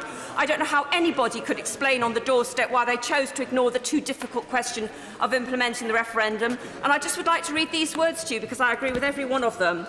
33.5 million people vote to cast the vote, 72% of the electorate, turnout at a level not seen since the 1922 election. No matter which side of the argument won, it was inevitable there'd be people left disappointed. That's the nature of debates, elections and referendums. It's fundamentally undemocratic to argue the process should be rerun because the outcome was not what some people wanted. Arguments of turnout, majority or accuracy or otherwise as statements made throughout the course of the campaign do not invalidate the result. Your words, Mr Speaker, I agree with every single one of them. As politicians, we practice the art of politics, and the art of politics is the art of compromise. I've sat here now for 4.5 hours, and that is the #1 word. That's the most commonest word that's been used over the past 4.5 hours is compromise, because it's through compromise that we get progress. And we've had no progress for nearly 3 years. And I think one of the main reasons behind that is the hubris, the arrogance and the overconfidence of the Prime Minister and the former Prime Minister and leading Conservatives. And I go back to David Cameron when he decided to call for a referendum. Jean-Claude Juncker said to him, "Why have you done this?" He said, "Don't worry, I can deliver a 66% yes vote." Juncker said to him, "I couldn't get that in Luxembourg." There was hubris by the Prime Minister when she called for the election in 2017, and I'm not criticising her for that. By calling for that election, she allowed me to get back in through the back door. But she thought she was going to get a majority of 160, and she lost her majority. It was said by the Chief Whip today, she should have took cognizance, she should have took recognition of the results of that election. And I think he's a very wise man in saying that, and I congratulate him, a very brave man indeed. But that hubris was practised also by her ministers. Who remembers these quotes? Who remembers these quotes? The Brexit negotiations will take 10 minutes. Peter Lilly. The free trade agreement that we will do with the EU should be one of the easiest in human history. The Honourable Member for North Somerset. So The election result was very, very close. She could have reached out across the chamber, across the country. She failed to do so, and that's why we're here today. So I urge all members to vote for compromise tonight. I'm going to be voting for the 4 options put before us, and I ask other members to do so. Mr. Speaker, there are huge divisions in our country, and though I voted Remain, I don't support a second referendum or revoking previous decisions because I don't think that that would heal our divisions. But having no deal with our largest trading partner is unacceptable. It brings huge risks to our economy and brings uncertainty on the Irish border. I voted 3 times for the Prime Minister's deal. It's a bespoke deal, and to me it is the best option. But it has failed 3 times. Saying no to everything doesn't work. We need a compromise, and I will support a customs union this evening. That is not the same as the customs union we are in today. You could be in a customs union, but out of the CFP, out of the Common Agricultural Policy, and out of free movement. All of these were big issues in the referendum. Yes, we would follow the same tariffs on goods, but we wouldn't have to follow the same regulation on goods. And on services, the key part of our economy, we would be free to have our own regulations and free to have our own trade deals with other parts of the world. It does not involve handing over our trade policy to Brussels, because a country, Britain's side, would influence Brussels policy, and even Turkey retains its own say on trade sanctions. But, Mr. Speaker, fundamentally, the issue here is deliverability. We could be in a customs union, combine that with the withdrawal agreement and deal with it all on the future framework. This could all be done by May the 22nd, and we would not need to have ever extensions or another European election.